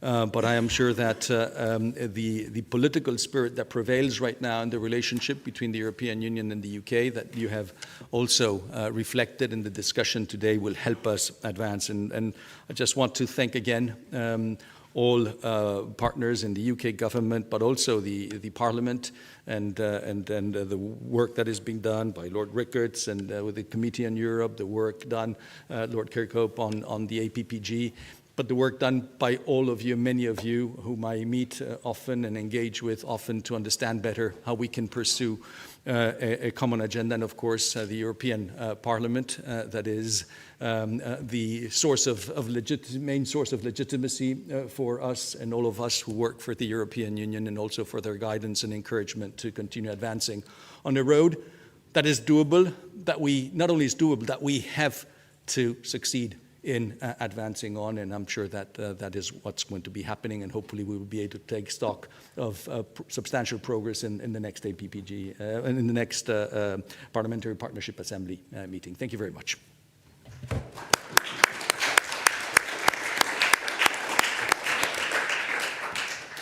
Thank you for your remarks, Ambassador. I think we can all agree, actually, we had a really healthy discussion, but I think it was a very positive approach, and we heard such a positive steer and message from both the Minister, but also from the Ambassador. And I think we all know that whilst progress has been made, we still have some way to go, but we will maintain that momentum to ensure that we achieve the best possible outcome, to ensure that our partnership together continues to thrive and go forward. So that concludes the very first plenary session. And as we move forward to the second session, I'm now going to hand over to my co-chair. Thank you. Thank you, Marcia. We move to the next point on security, foreign policy and cooperation. If you ask me why we were right in May to sign a new security partnership, I would say because the world has become a much unstable place, because it's much more unpredictable, and because more and more rule of force seems to prevail over rule of law. And I think that the rule of force, instability and predictability are not in our interest, are not in UK interest, are not EU interest.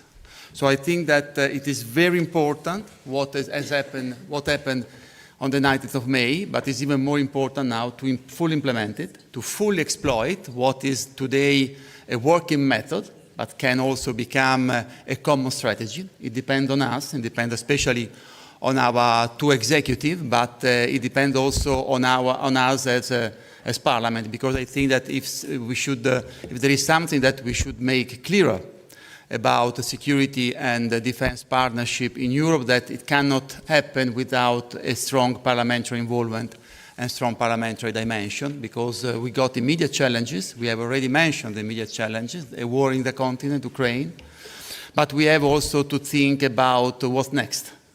The sooner the better what's next. But I mean, we'll have to reinvent a security architecture in the continent, and we are very committed in Europe to build up a European Defence Union. Both are impossible, in my view, without a strong partnership between the EU and UK.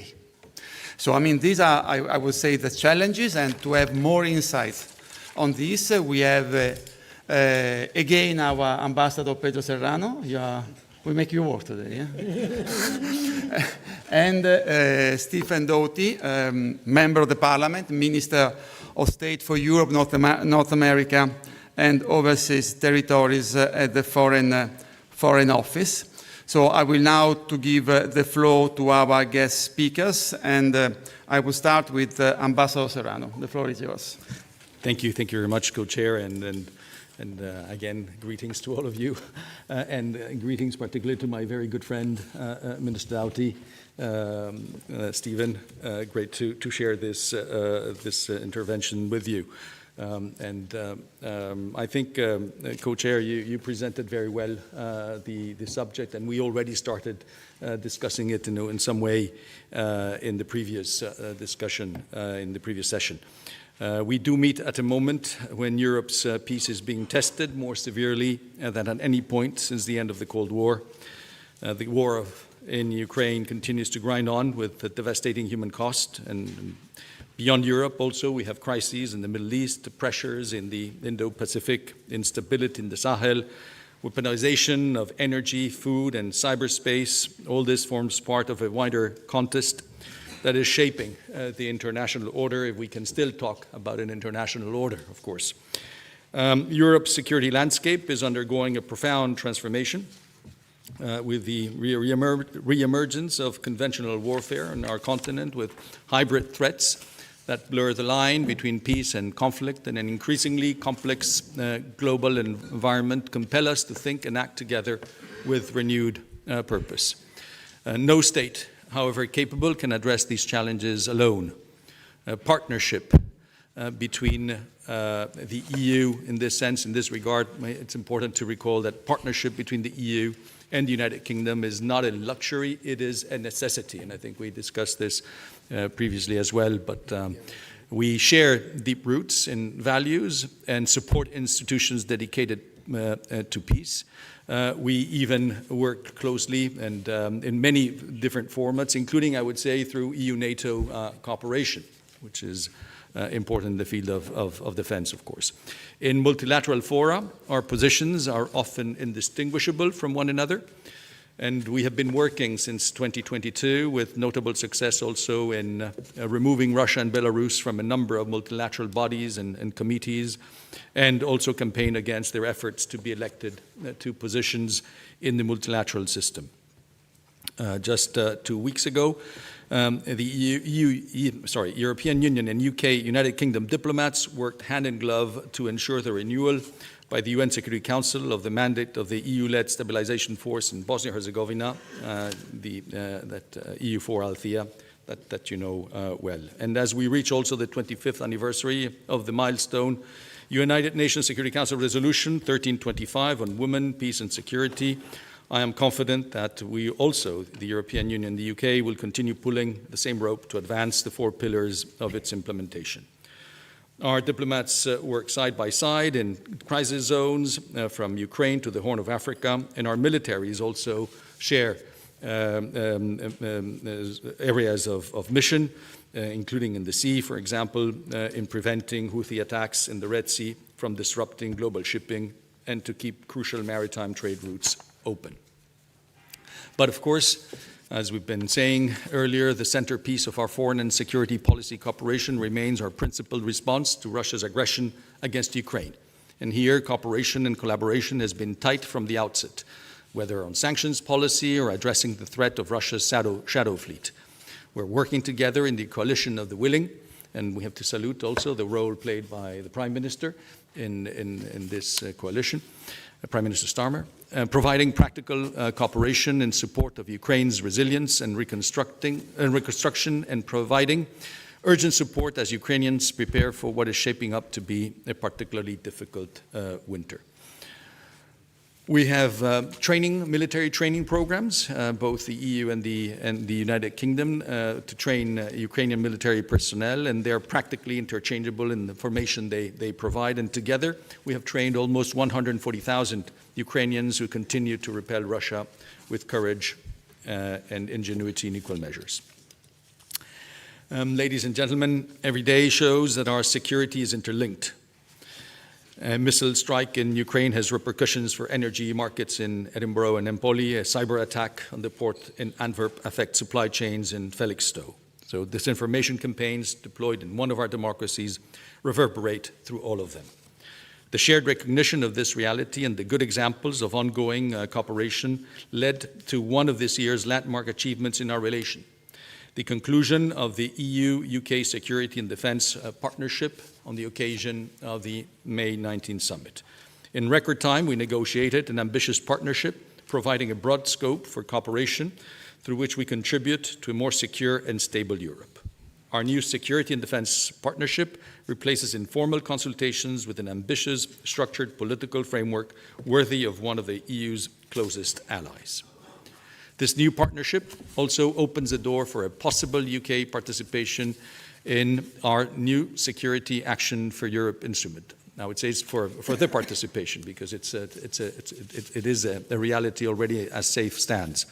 The SAFE instrument that we talked about earlier. It's a key initiative, as you know, which responds to the push from the European Council to decisively ramp up Europe's defence readiness within the next 5 years. It will provide 150 billion euros in loans for member states to finance common procurement efforts in support of the Union's defence industry. SAFE will foster investments in the European defence industry to rapidly and significantly increase its production capacity and improve the timely availability of defence equipment. It will also allow further supporting Ukraine by associating its defence industry to the instrument from the start. Common procurement will benefit both member states and the defence industry alike, as well as eligible partners, meaning the United Kingdom as well, that will join up. It will help increase economies of scale, reduce costs, and enhance interoperability of systems and components. There is strong interest in SAFE within the European Union. 19 member states have expressed their intention to take up loans for the entire financial envelope. This demonstrates the Union's commitment to defence cooperation and its determination to invest in a more secure future. Member states concerned have until the end of November to submit their national investment plans describing the use of the financial assistance. The Commission will then assess these plans with the aim of making the first disbursements in early 2026.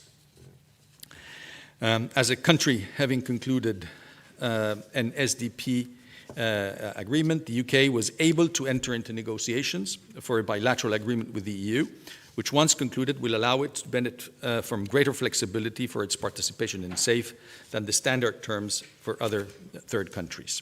These negotiations have been ongoing since early October. Once a text of an agreement is agreed, it will, from the EU side, be subject to the consent of the European Parliament, of course. The 30th November deadline for the submission of national plans of EU member states under the SAFE instrument underlines the urgency of concluding these negotiations. And the real urgency stems even further from the belligerent actions of Moscow and its increasingly irresponsible provocations towards both EU member states and the United Kingdom. Ladies and gentlemen, the United Kingdom is one of Europe's foremost defence powers, a global actor in research and innovation, and a key player in NATO. We have worked together on nearly every major foreign policy challenge since the end of the Second World War, and we stand together today as the post-war international order is more contested than ever. In the final analysis, we need each other, not nostalgically, not sentimentally, but strategically. And the world grows more uncertain. As the world grows more uncertain, this Assembly has an opportunity to shape a narrative of confidence, a narrative in which the European Union and the United Kingdom act side by side. Many thanks. Thank you, Ambassador. And now, Minister, the floor is yours. Please.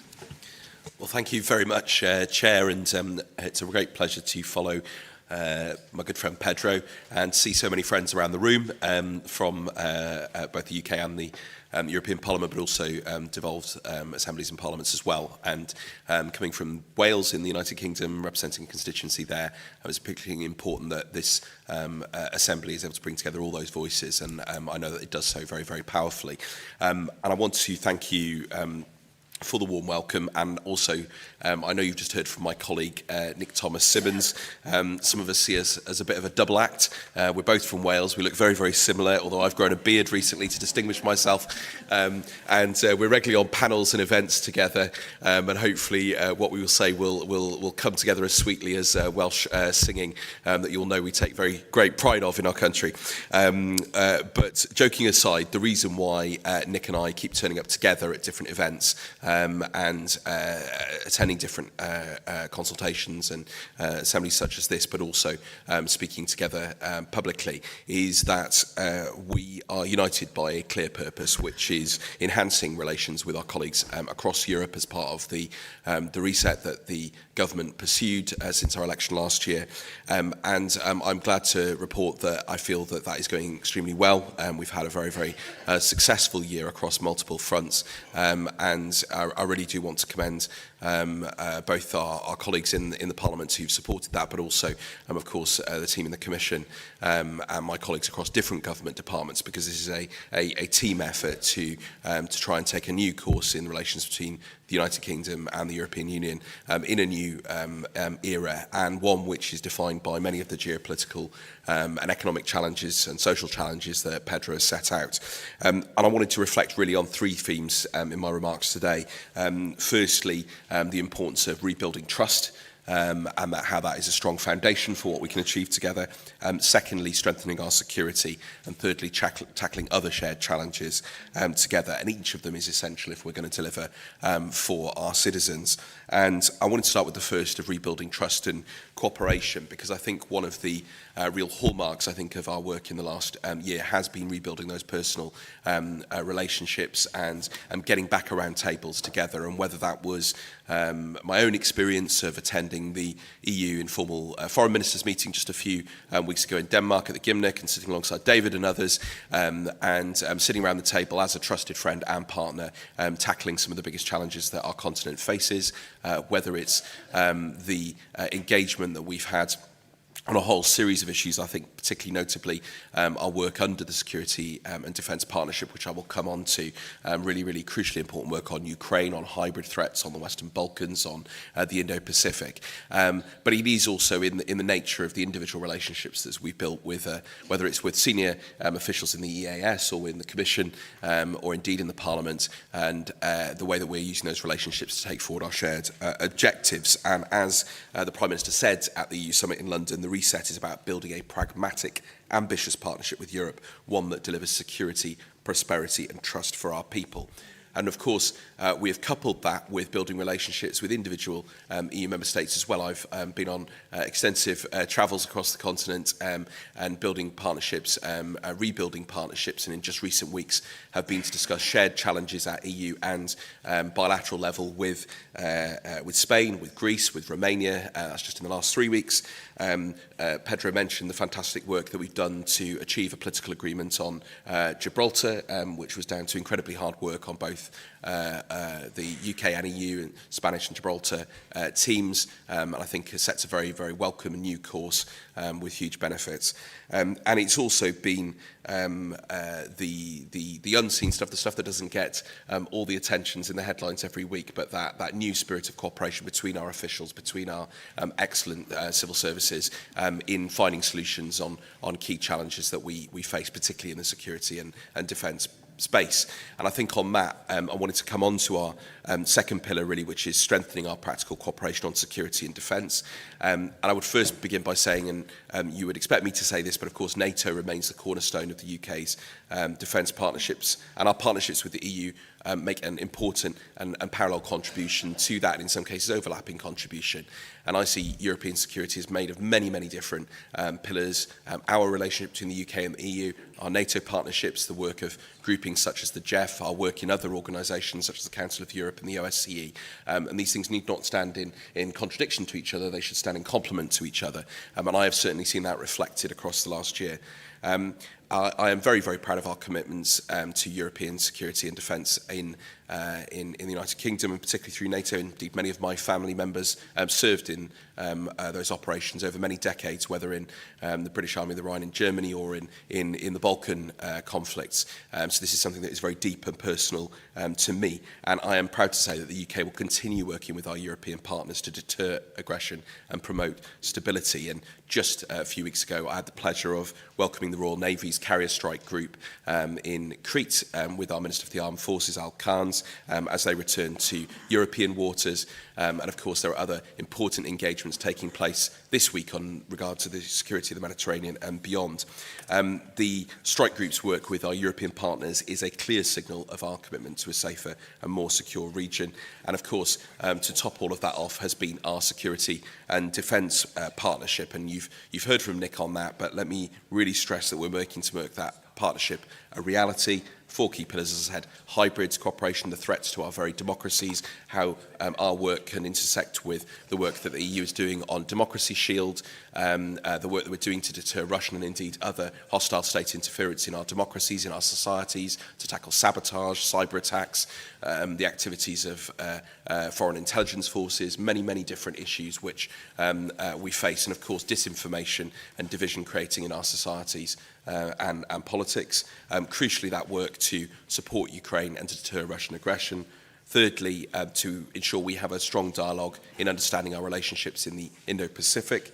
And crucially, on the Western Balkans, an area where we still see some significant challenges, but also huge opportunities and potential for peace and stability and economic progress. And it was a real pleasure to be with EU counterparts around the table as we hosted the Western Balkans Summit, some of the key meetings, the Foreign Ministers meeting at Hillsborough in Northern Ireland, and also the Leaders Summit, which we held at Lancaster's House just a couple of weeks ago. So those, for me, are very tangible examples of UK-EU cooperation on foreign policy. And last month, I was pleased to join Pedro and indeed the Foreign and Defence Secretaries for the first foreign and security policy dialogues with the High Representative, Kaja Kallas. And I think that shows, again, just how seriously we're taking this. And I can tell you those discussions and what come out of them are incredibly fruitful. We share many similar views and visions and many similar ways in which we can align our work going forward. Of course, nowhere is that cooperation more vital than responding to Russia's illegal, barbaric invasion of Ukraine. And together, the UK and the EU have imposed some of the toughest sanctions. And it was welcome that the US recently joined us in recent action against Russia's largest oil firms. And over this time, our decision with the rest of the G7 to lower the oil price cap further cut through Putin's revenues and ability to wage that war. Of course, sanctions alone are not enough. We're working closely with EU, with the Commission and EU partners and the G7 to unlock frozen Russian sovereign assets to support Ukraine's war efforts, including vital air defences. Pedro mentioned our work through the Coalition of the Willing, which has been so important. And it's very clear to me that it is not just about the support that we offer directly to Ukraine, militarily, financially, diplomatically, and in humanitarian or in the important support to support their energy infrastructure over this winter in the face of barbaric bombardment, but also about how we choke off the Russian war machine. We all have a responsibility on that in Europe to understand whether we are doing enough, particularly in the spheres of energy and other areas, to prevent them getting that resource which is killing civilians, destroying cities and devastating Ukraine. And we all have a responsibility to work on that closely together. Of course, supporting Ukraine and ensuring European security means strengthening our own defence capabilities. And European allies, we all need to step up fast to boost our defence industrial capacity across the board. And we're leading the way here, investing in new defence partnerships with EU member states, including France and Germany and many others, but also outside with Norway, with Turkey and others. And these and future collaborations with Poland, with Turkey and others show our determination to build a safer Europe together. So we welcome efforts and we welcome the intent from the Commission, from the EU to step up and enhance European defence production. But we've got to make sure that this helps us work together with other countries and doesn't break up defence industry and capabilities at a crucial time. We've built that carefully together, and especially now Europe needs to stay united and send a strong signal that we are united both in our capacities and our intent to defend our continent. And I very much hope that the ongoing negotiations on UK participation on SAFE that Pedro referred to can reach a successful conclusion. And we're making progress, and I'm confident we can reach an agreement that strengthens our collective defence and supports Ukraine. Of course, security goes much broader than defence, and there are many topics that I could touch on, but I would particularly highlight the work that we are doing to tackle serious and organised crime, and also illegal and irregular migration, for which ordinary people in our countries are paying the price. Not only do our public services feel the strain, but vulnerable people are being exploited by criminals, by cruel smuggling gangs. And as the Prime Minister put it over the summer, we cannot solve the challenge like this by acting alone. It requires joint solutions, and that's very much been a part of my engagements and visits at all levels with European partners over recent weeks and months to understand from each other and how we can work together on those issues.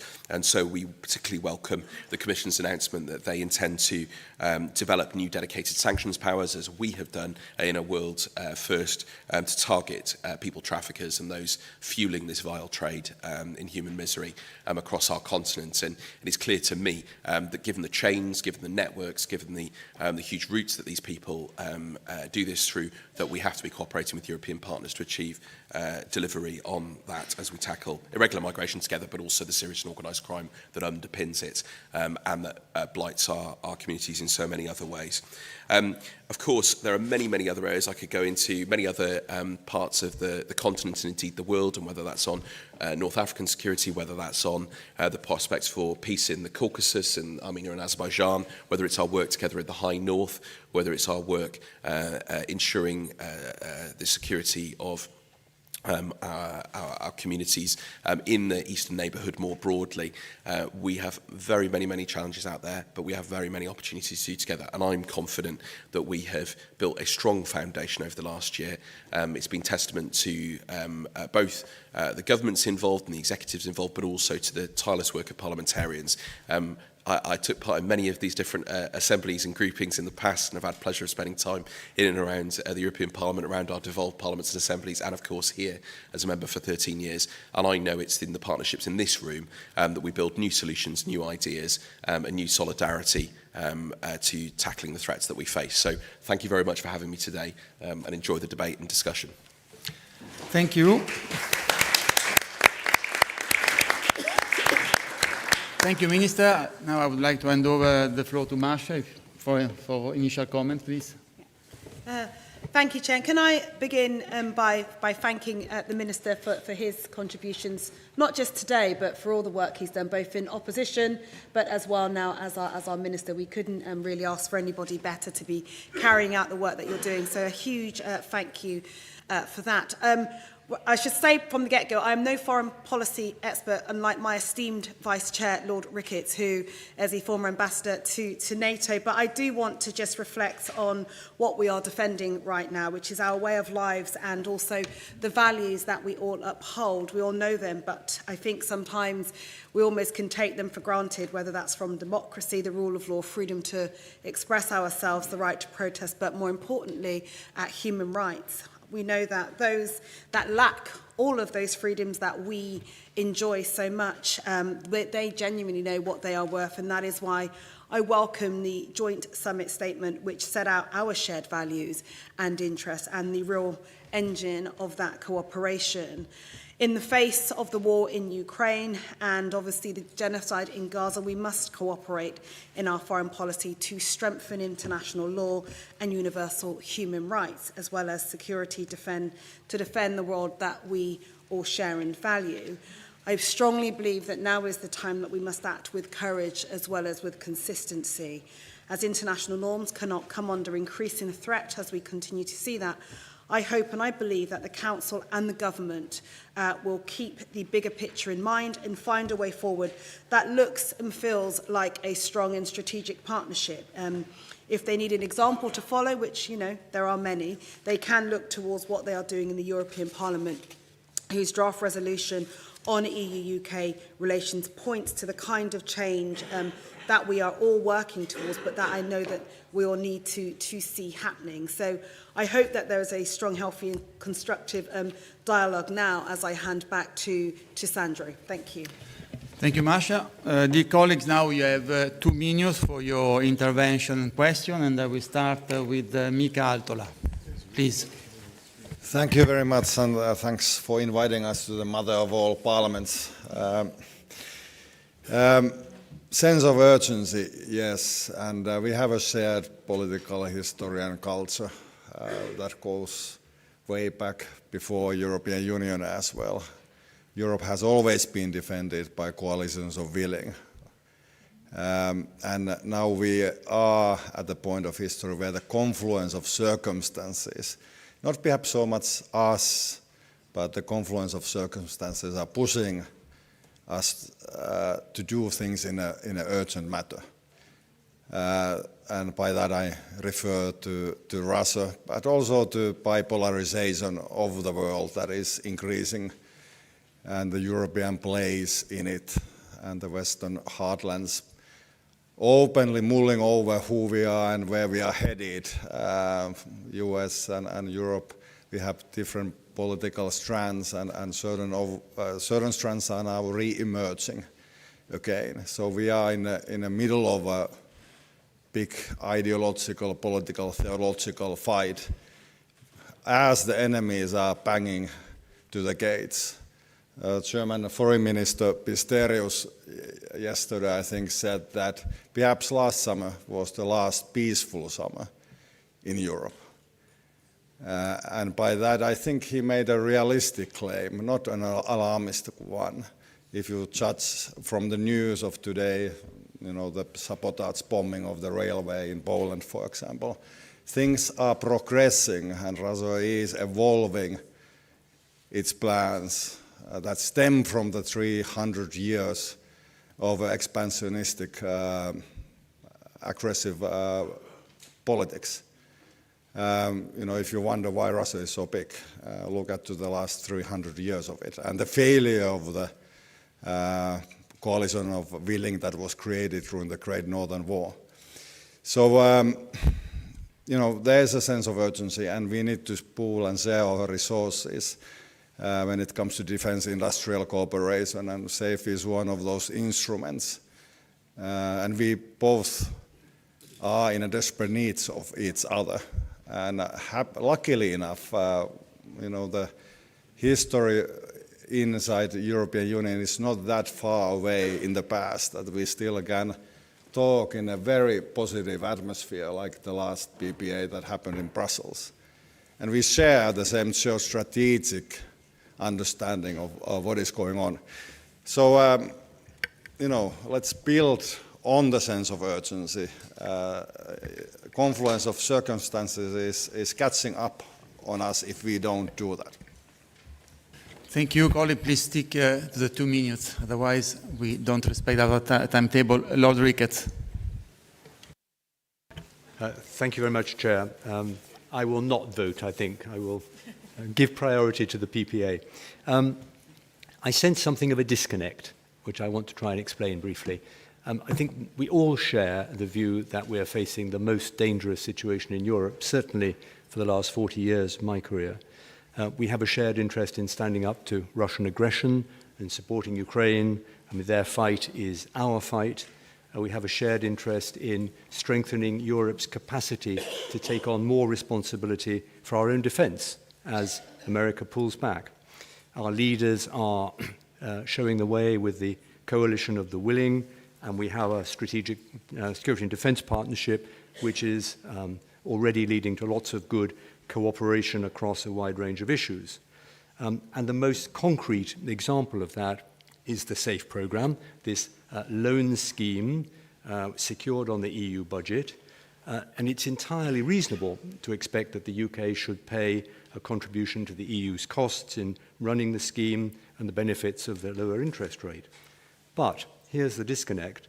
According to our press, the EU side is proposing that the UK should pay an entry fee of 6.5 billion euros not for any equipment, but for the right to bid for projects under this scheme without any certainty of what they would get.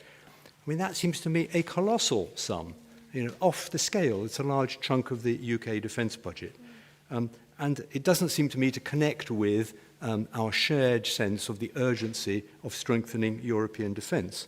So I hope in the next 2 weeks that pragmatism will prevail and ways will be found to enable British companies to add to Europe's overall defence, to participate in the scheme, and that the entry fees for that privilege will be reasonable and will not be, to use a word I've used in the media, bonkers.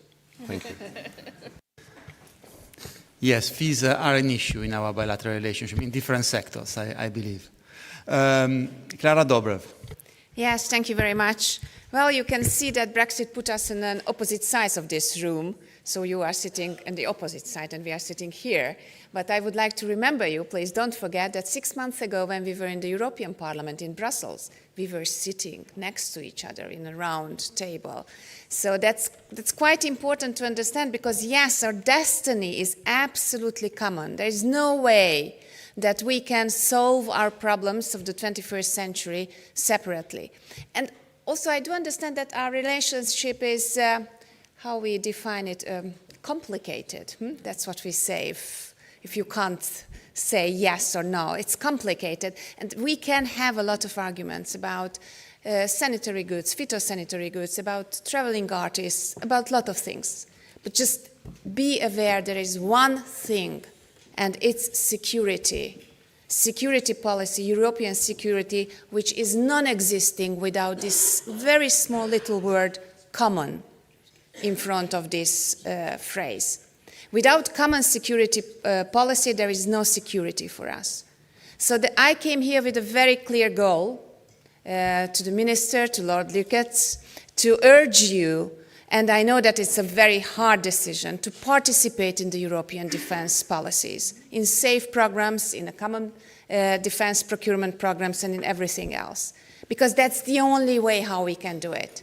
And you can be of assurance that every single penny is going for the common goal, to strengthen our common European security. Because we can do it together, and then we might succeed.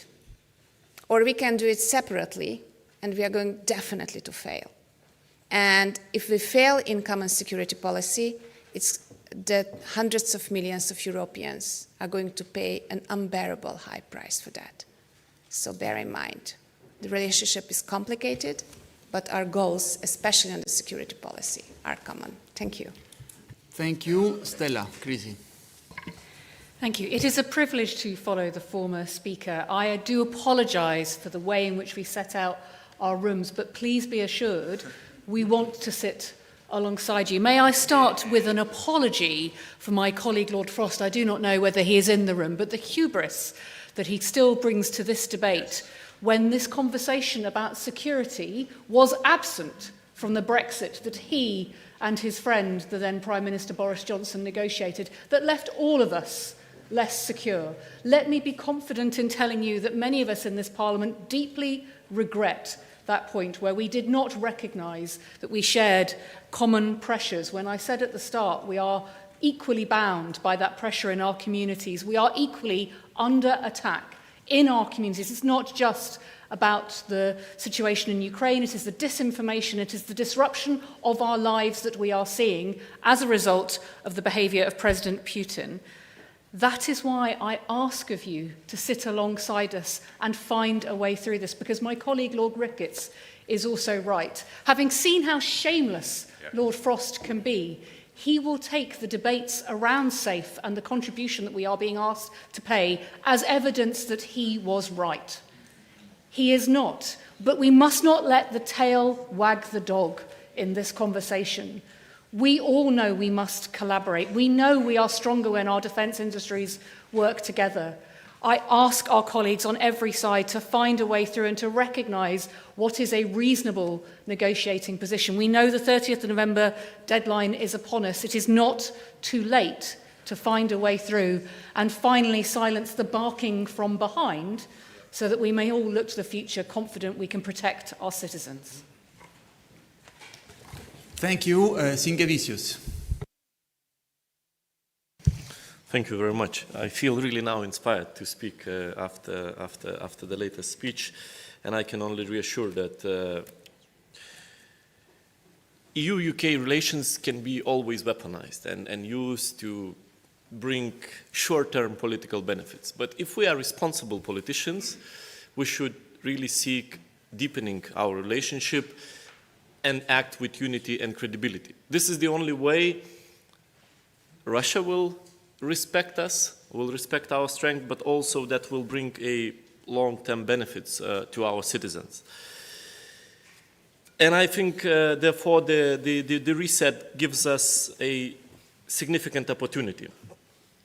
We very much support UK participation in SAFE, and of course, it would secure a key European power into Europe's defense efforts that would reduce duplication and then strengthen our collective security.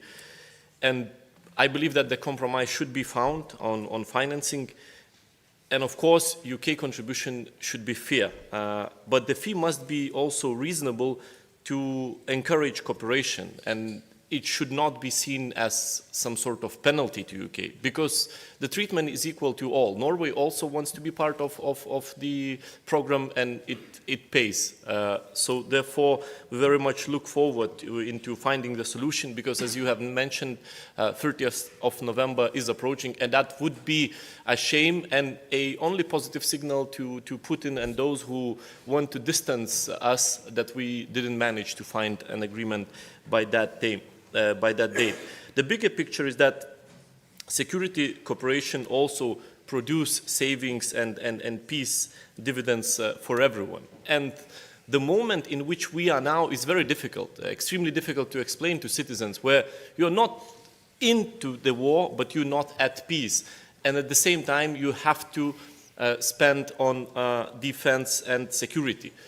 We have to spend those money in order to protect what has been achieved, and I very much agree with Chair to protect the values that we all share. Thank you. Nia Griffiths.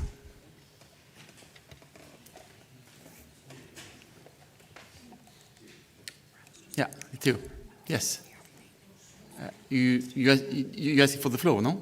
No? You are in my list. Please. If you don't want to take the floor, I'll ask another one. Okay. Well, thank you very much indeed. And I would just emphasise what many colleagues have said, that we absolutely have to work together on defence and security. And unfortunately, it isn't something that our citizens are used to. It's something that's quite new for many citizens. And I think that we absolutely ignore it at our peril. I've been privileged to go to Ukraine several times since the second invasion in 2022, and the efforts that they're making and the desperate need for our support is so clear. But the fact also that they are absolutely on the front line of our continent, our Western European life as we know it. So it's absolutely vital. And I do think that the deadline of the 30th of November in terms of the Defence Industrial Agreement is very, very important as well, because clearly we can do so much better together when we're working together collaboratively, and I look forward to seeing that develop more concretely as we move forward. Thank you. Thank you. Kathleen Fanchen. Thank you. So I understand, first of all, I just want to say I do understand that everyone comes from a different perspective in relation to this issue, and depending on where you're placed geographically, I understand it's a very different issue for people, but I do just want to make the point that not all EU member states are members of NATO. So some member states, like ourselves in Ireland, are military neutral. And, you know, I say this respectfully, but this is not a meeting between Westminster and NATO, and I think we have to respect countries that are neutral. And I think that any discussions that we're having in relation to foreign policy need to recognise the military neutral countries and respect that, and actually see the role that countries like Ireland can play in relation to this in terms of being respected and independent arbiters. And also, I was glad to hear the Chair mention the genocide in Gaza, because that was the first mention of it in a topic that's in relation to foreign policy. And I think it's important that we are supportive and stand very firmly with Ukraine, but we have to be supportive and stand very firmly as well with the people of Palestine that are undergoing a genocide. And I think it's really, really important that that's called out. And I also think that we could be doing a lot more when you look at the strength that's potentially in this room in terms of British and EU cooperation, we need to be doing a lot more in relation to that situation in Palestine. And one thing that I think, certainly from an EU perspective, that we should be doing is have an immediate and a full suspension of the EU-Israel trade agreement. Thank you, Chair. Thank you. Sarah Ball. Thank you very much. I just want to reiterate that we all very much, defence is incredibly important, and it is something that we all do want to work around. I would just have mentioned to my colleague Stella that I think as a matter of courtesy that Lord Frost wasn't in the room as he was voting at that point, to speak ill of him and what we were intending to do whilst we were negotiating. The world's in a very different place to where it was a few years ago, so I think just a little bit of courtesy there would have been nice on that front. But as Lord Ricketts had said, the cost is the absolute key factor here. I think the figure that was suggested is indeed bonkers, and I do hope perhaps the Minister can give us a little bit more light on that in the future. Thank you. David McAllister, please. Thank you for giving me the floor. As a number of colleagues have mentioned, foreign security and defence policy cooperation has become one of the most forward-moving elements of EU-UK cooperation, although it is not part of the Trade and Cooperation Agreement. We have worked very closely together in the last 3 years on supporting Ukraine, on sanctioning the Russian Federation, on countering hybrid and cyber threats. I would like to underline the praise for the new Security and Defence Agreement concluded at the EU-UK Summit in London. Why? Because it does mark the first formal architecture for regular consultations since Brexit, and it allows us to coordinate our strategic assessments and align our responses in a more predictable and systematic way. So I think that we've really made progress there. I want to name one positive example. In our latest report on the implementation of the EU-UK TCA, the European Parliament, for instance, welcomes the UK's intention to participate in the PESCO project, Military Mobility. That is a practical, operational step that strengthens our collective ability to move equipment and personnel across our continent quickly, and it also shows in practical ways the UK's readiness to engage closer with European partners. Now, on SAFE, we heard from Minister Thomas Symonds that the negotiations are in a critical phase. We've heard from Lord Ricketts that the entry fee is bonkers. So I would like to ask either the Ambassador, our dear friend Pedro Serrano, or the Minister, if you could shed some light how the negotiations are ongoing. Will we be able to meet the deadline of the 30th of November? And how can we avoid last-minute midnight drama? Thank you. Good question. Good question. Baroness Crowley.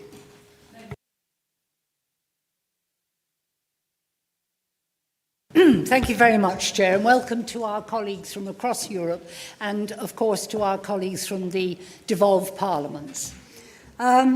As our opening speakers, Stephen Doherty and Pedro Serrano, have said, the signing of the EU-UK formal partnership on security and defence at the Reset Summit marks the beginning of a new and very necessary phase in Europe's response to Russia's war in Ukraine and its subsequent ambitions for incursions into other European sovereign countries.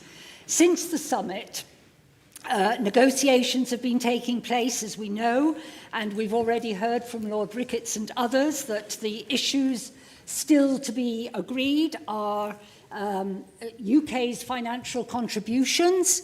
You get the feeling of déjà vu there. And also the issue of content thresholds, a very important issue, I'm saying from the point of view of UK industry, both the content thresholds and the timing of our being part of this safe agreement. The Commission President was very clear when she first presented SAFE. She said that its aim was to urgently address the European security needs of now, of the moment. And we know that Europe needs to rearm. We know that's because Russia, while not economically strong, colleagues, is militarily mighty and has increased that military strength exponentially. If you look at the Russian Air Force, it has significantly outproduced its early losses in Ukraine.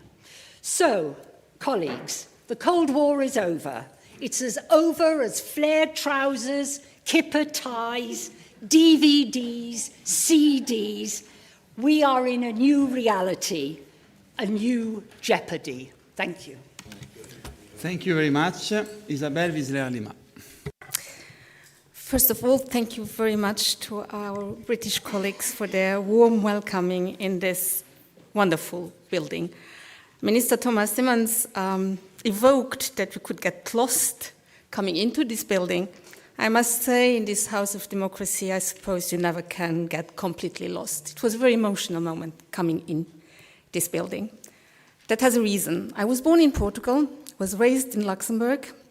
My 3 children started all over Europe, also in London, traveled, lived in many countries in Europe. They have this chance. It was not always like that. I grew up on a continent where democracy was only a given in a few countries. At the south in Portugal and Spain, dictatorship from the right side was there. At the east, they had the grip. The east countries there was the grip of the Soviet Union. We shouldn't play with democratic values, and I am very grateful about a lot of things that have been said. We should also take serious the Russian threats. So we have, and I'm so glad about it, we share really the same feeling and intentions related to Ukraine. It was probably the word most evoked in this room. And this is so important. It has brought us nearer to another. There is more collaboration intra-European Union. There is more collaboration EU-UK. And we have this coalition of the willing that has also been named that is so important. We have the conventional threats of Russia. We have the hybrid threats of Russia. We have absolutely to take them serious. I have to finish. So I would like to highlight the need to compromise. We can discuss about percentages.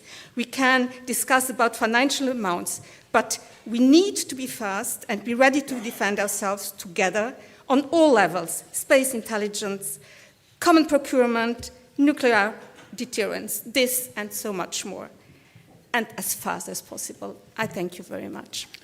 Thank you. Baroness Nicholson. Please, you have the floor. No? Okay? No? Okay, so, colleague, I apologize, but my amanuensis has had to leave, therefore I may have missed something because I'm deaf, as you know. I had a question or a point on security and defence to ask how much the European Union was taking into account the Eastern Mediterranean. I was a member of the Southern Mediterranean Committee and recall very well and visited Beirut recently. And I wondered how important this was now seen, which I think it is, with particular reference to countries such as Syria. Is the European Union really putting effort into this, as I know we are, as Minister Doughty would, I'm sure, confirm? Thank you. Who's next? Baroness Ludford. Thank you very much, Chairman. I'm sorry I missed, like others, some of the discussion because of our archaic procedures in the House of Lords, and indeed in the Commons. I think listening to Barry Andrews say we need to be strategic rather than transactional. When it comes to SAFE, of course, there is a strong internal market logic for it to regenerate the EU defence industry, and that's reflected in the content thresholds and the European preference element, but also a geopolitical and security cooperation imperative. And I think the Commission President, Ms van der Leyen, made clear that one aim is to increase the speed, scale and efficiency of defence production in the face of the threats that have been talked about this afternoon.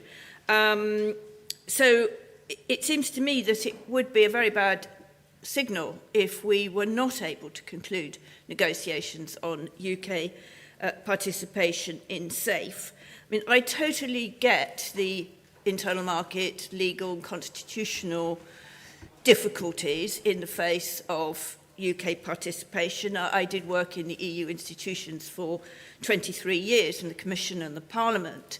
So it's not as if I come along as a cavalier third-party person and say, oh, disregard all the structures.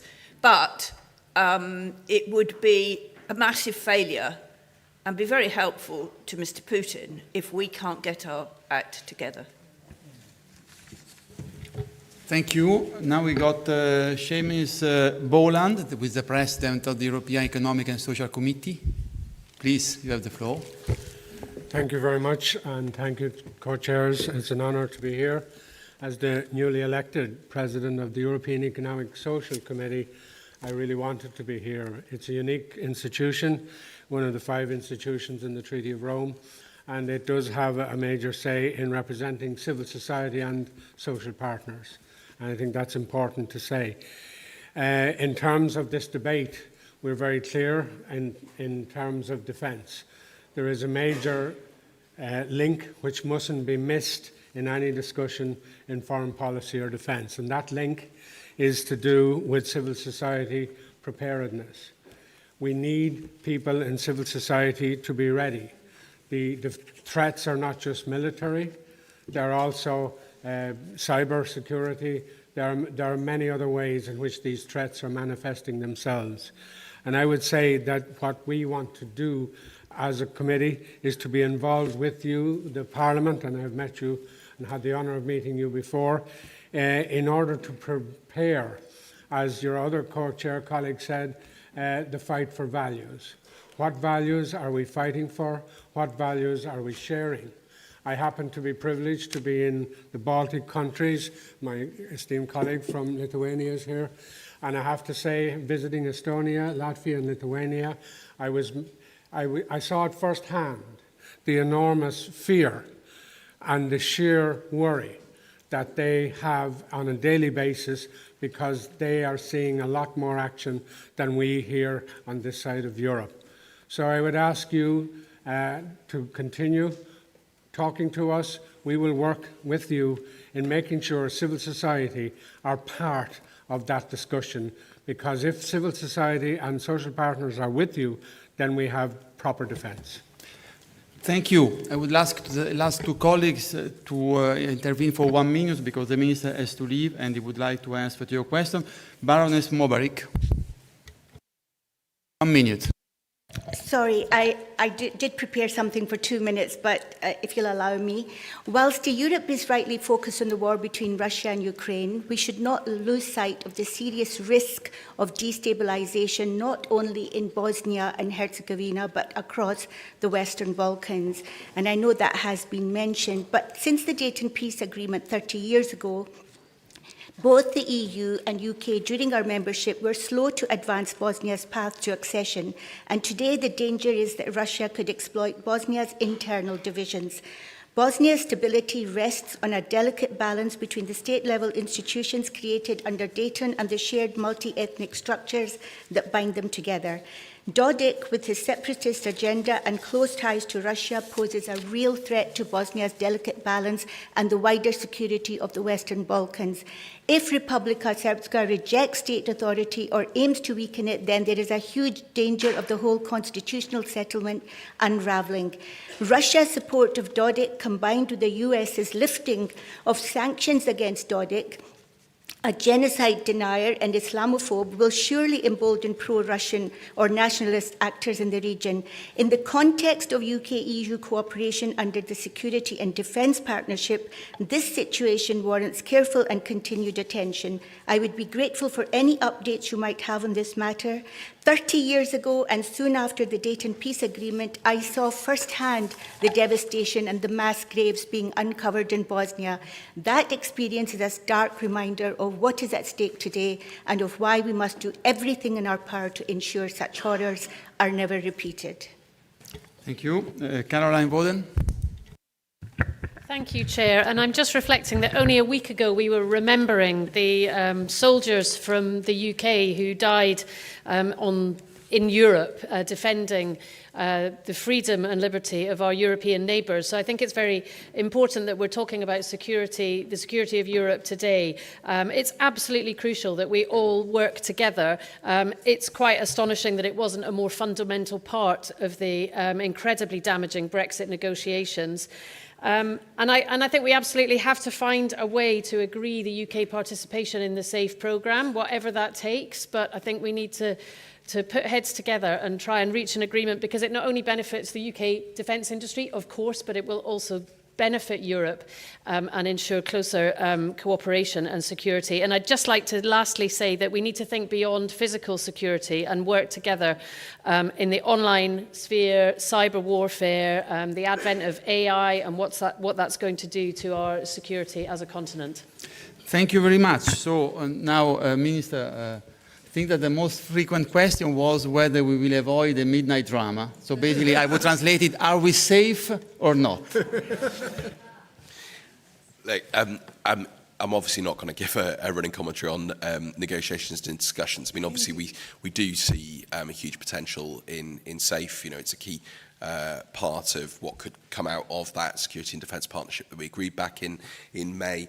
And obviously, we are going to continue to engage constructively in good faith, recognising our vital role across the European industrial base, the partnerships that we already have in so many different areas, and of course the pressing security needs that so many of you spoke to.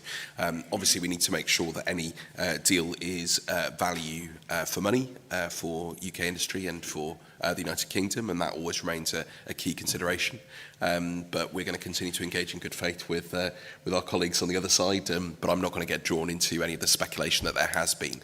But I think the broader principle, which so many of you touched on, which is that we have shared threats, we need shared capabilities to respond, is one that I think is shared by everybody in this room. I think, and actually also that we have some significant other aspects to this. I thought our colleague from the ESC rightly pointed to the need for better civilian resilience to different threats, actually, and of course not just from hybrid warfare or from the threat of conflict, but actually also from climate impacts, from forest fires, from changing weather patterns, from flooding.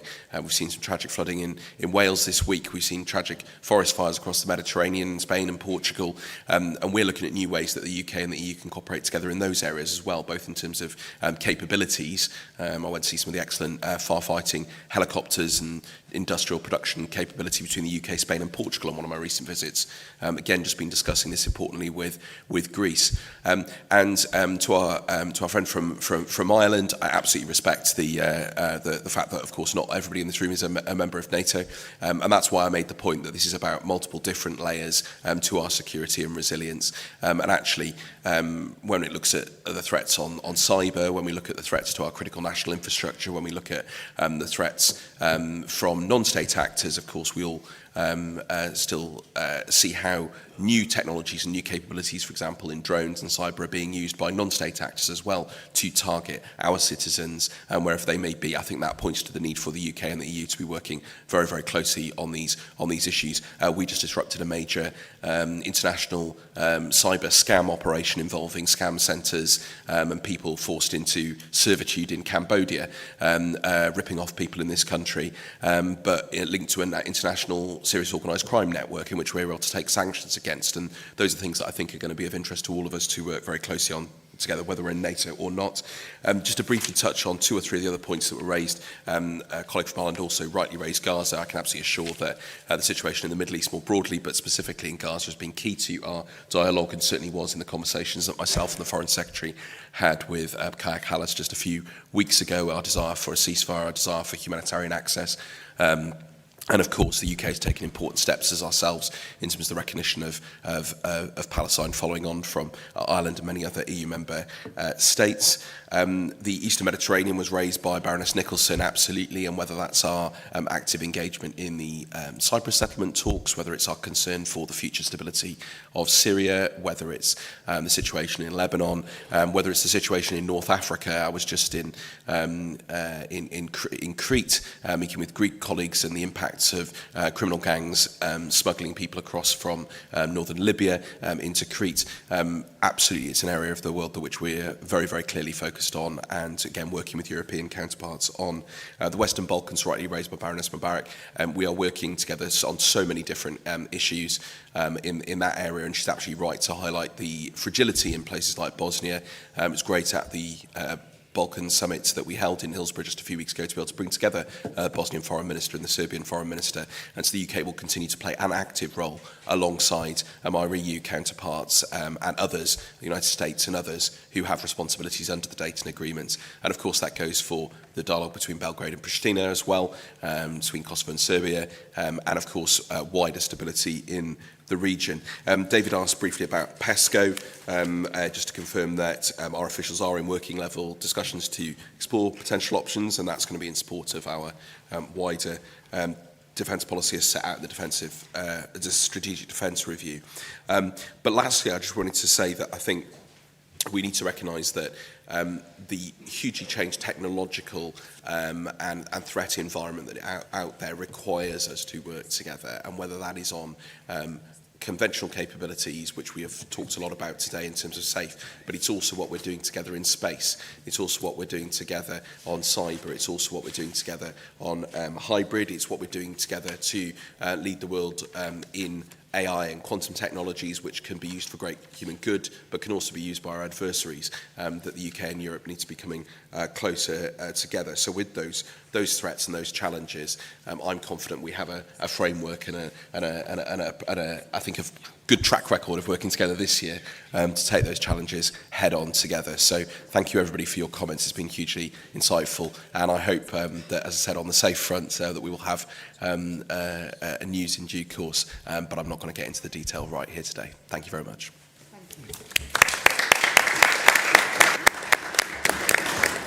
Thank you, Minister. Ambassador. Thank you very much. And I certainly can subscribe to the words of Minister Doughty, my dear friend Stephen. I think we very much share views on all these issues, as we do with most of what has been said in this room today, on all sides. Maybe on SAFE, since it has been one of the key issues, I have the feeling there's a misunderstanding. SAFE was launched as an initiative by the European Union, and already in that initiative, without consulting with anyone, it was offered to be open to the United Kingdom.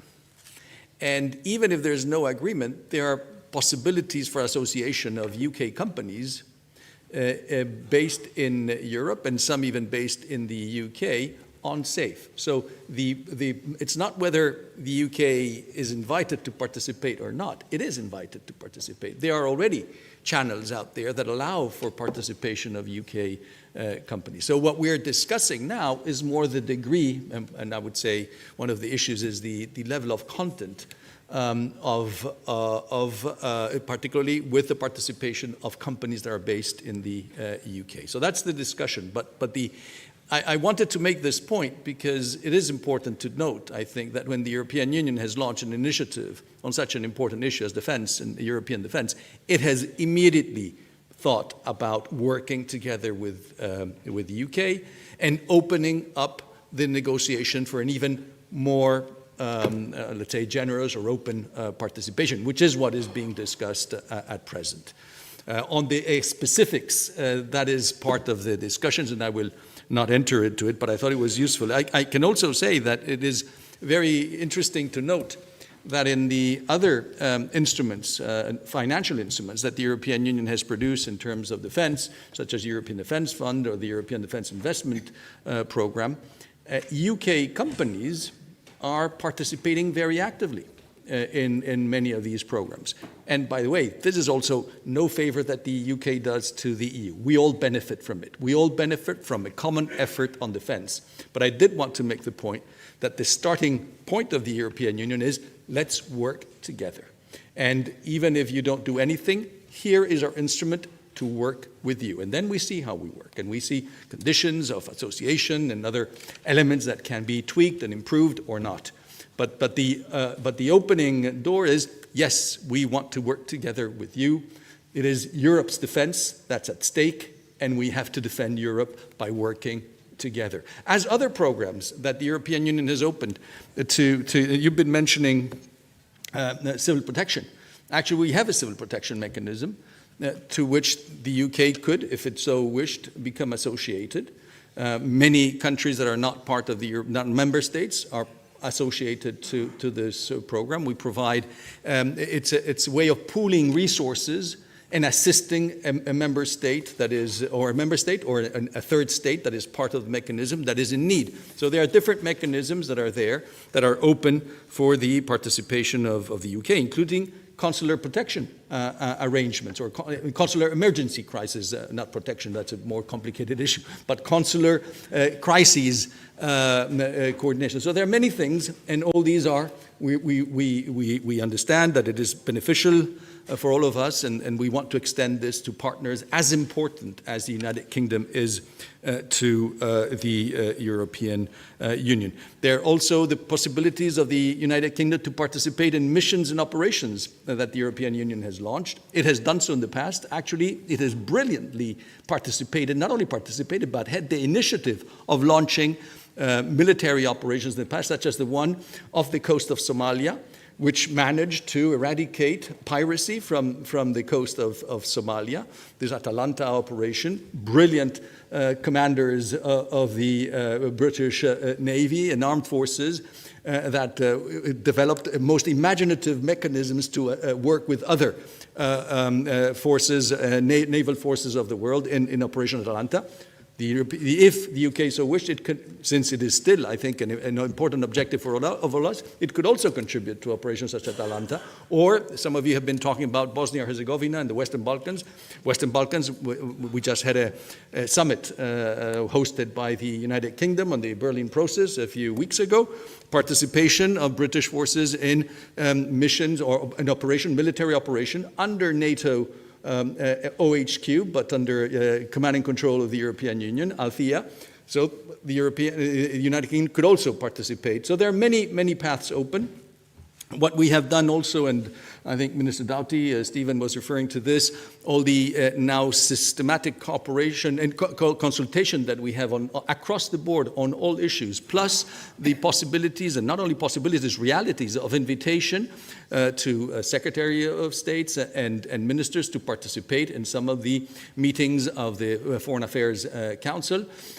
So all that is part of the Security and Defense Partnership Agreement. So really the agreement has been, I think, very positive from that perspective and from defending our common goals. And yes, the Eastern Mediterranean, yes, I can concur with what Stephen was saying, but also the Black Sea, also the Central Mediterranean. We have a naval operation in Central Mediterranean, as some of you know as well. So the problems are infinite, but we will be able to tackle them much more effectively, working in strong partnership with the United Kingdom, and this is what we want to achieve and continue working on for the security of Europe. Thank you very much. Thank you very much, Ambassador. I think we can conclude this debate, which I found very interesting and also fruitful. And now I will hand over to Marcia for the next point on the agenda, please. Thank you, Sandro, and thank you again to both of our speakers. Stephen, thank you very much. Thank you. So we are now going on to our next item for this afternoon, which is the adoption of the recommendation. And so can I just say thank you to those of you who submitted your amendments. Some of these have been reflected in the form of the revised recommendation text that we are going to be considering today. So what we are going to do in terms of considering this is we're going to take the recommendation as a whole, and the support will be by a simple majority of both delegations, and I will come to each delegation in turn. I'd like to start by asking... Madam Chairman, I do have a... Oh, sorry, excuse me. Madam Chairman, it's Lord Teverson. I did ask if I could make an intervention. I did at this point, if I could, please, briefly. Lord Teverson, you would have to be very brief. This section really doesn't allow for different interventions. What we have done as a Bureau is we've prioritised time for speeches during the plenary sessions to ensure that everybody gets the opportunity to speak. As long as you are very, very brief, and I hope I don't have to interrupt you in your brief contribution. Thank you very much indeed. I, with the group of 4 others, made an amendment about regretting that there had been no progress towards new EU-UK customs union. I'm not going to get into that debate at the moment. What I would strongly ask is that the Bureau in future, as we would expect as parliamentarians, publishes with the new recommendations all the amendments that have been requested. I think as parliamentarians we would expect that to happen, and the courtesy perhaps of explaining why certain ones have been accepted and certain haven't. I have no complaint about ours not being accepted, but I think there needs to be a better procedure in this area. Thank you very much for your contributions, and I will take that back. So I will now move on to ask, firstly, I'll start with the EP delegation and ask the members of that delegation to raise their hands if they are in favour of the recommendation. I also would like to make an intervention. I'm a Barbara Bonte, MEP from... Again, I think I've said this earlier. Sorry, I'm speaking as the chair. Just to reiterate the point that this particular section doesn't allow for many interventions. I took the earlier intervention because the Lord Teverson did actually ask at the start of the session, which is why I've taken it. If it's all okay with you, I really would like to proceed because there is other business that we do also need to carry on with this afternoon. Thank you. Excuse me, Chair, but the point I would like to make were not in the points we treated a few moments ago. So it are new points, are new remarks. So we didn't speak about it. Please be very brief, please. Thank you, Chair.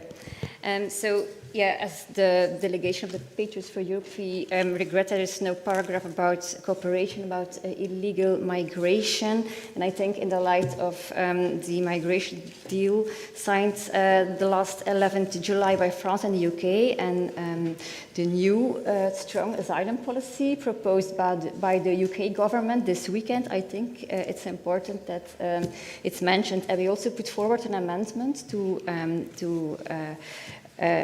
fill, but yeah, it has been withdrawn. So I just wanted to stress my. Okay, so with respect, Delegate, I will stop you there, and thank you for that contribution. Your point has been made. I do want to now proceed to ask, if you're not happy with it, that's absolutely fine. But I will now be asking the European delegation, just by a show of hands, if they are in favour of the recommendation.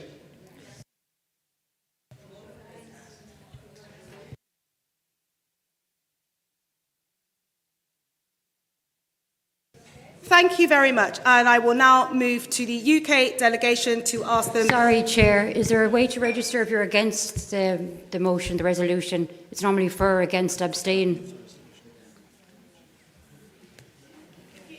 Okay. Would you, if you're against it, do you want to raise your hand? So it's just the one. Thank you.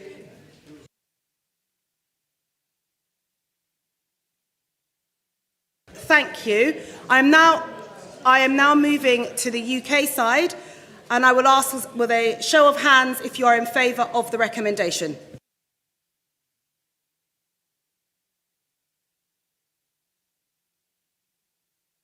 And I'll now ask for those that aren't in favour.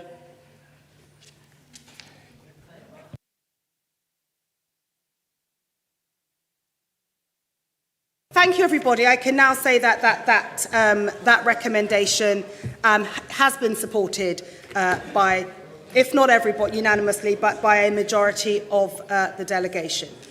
Right. Now we will be moving on to the next item. And what I will say is that concludes our business in the plenary session today. And I'm sure you would agree that that was quite a wide-ranging and a good discussion. And I'm very grateful to each of our speakers on both the UK but also on the EP side as well. We're going to have an official photograph which is going to take place in this room. And then there will be a brief coffee break once everybody has been able to refresh themselves with some coffee. Goodness, do people not listen? Sorry, please. Just because I'm going to be telling you where your breakout rooms are, and you'll want to know that, I'm sure. But the breakout sessions will happen after the coffee break. And the rooms that you'll need to go in, if you are in the Trade and Cooperation Agreement and on 2026 UK-EU Summit, that will be in Committee Room 13, which is immediately next door to this room. If you're doing trade, supply chains and workers' rights, that's going to be in the upper committee room corridor, Committee Room 21.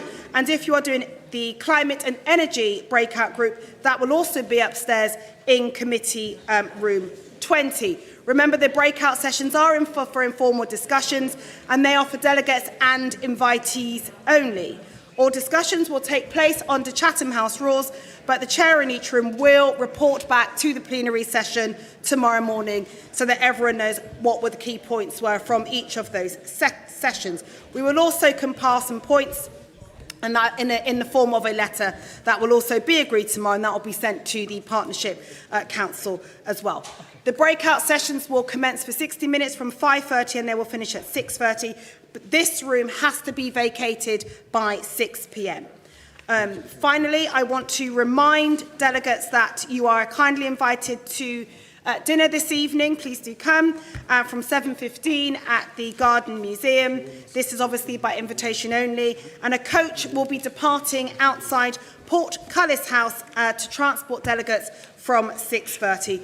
Do not worry if you don't know where that is. Staff will be on hand to help direct everybody to where they need to go.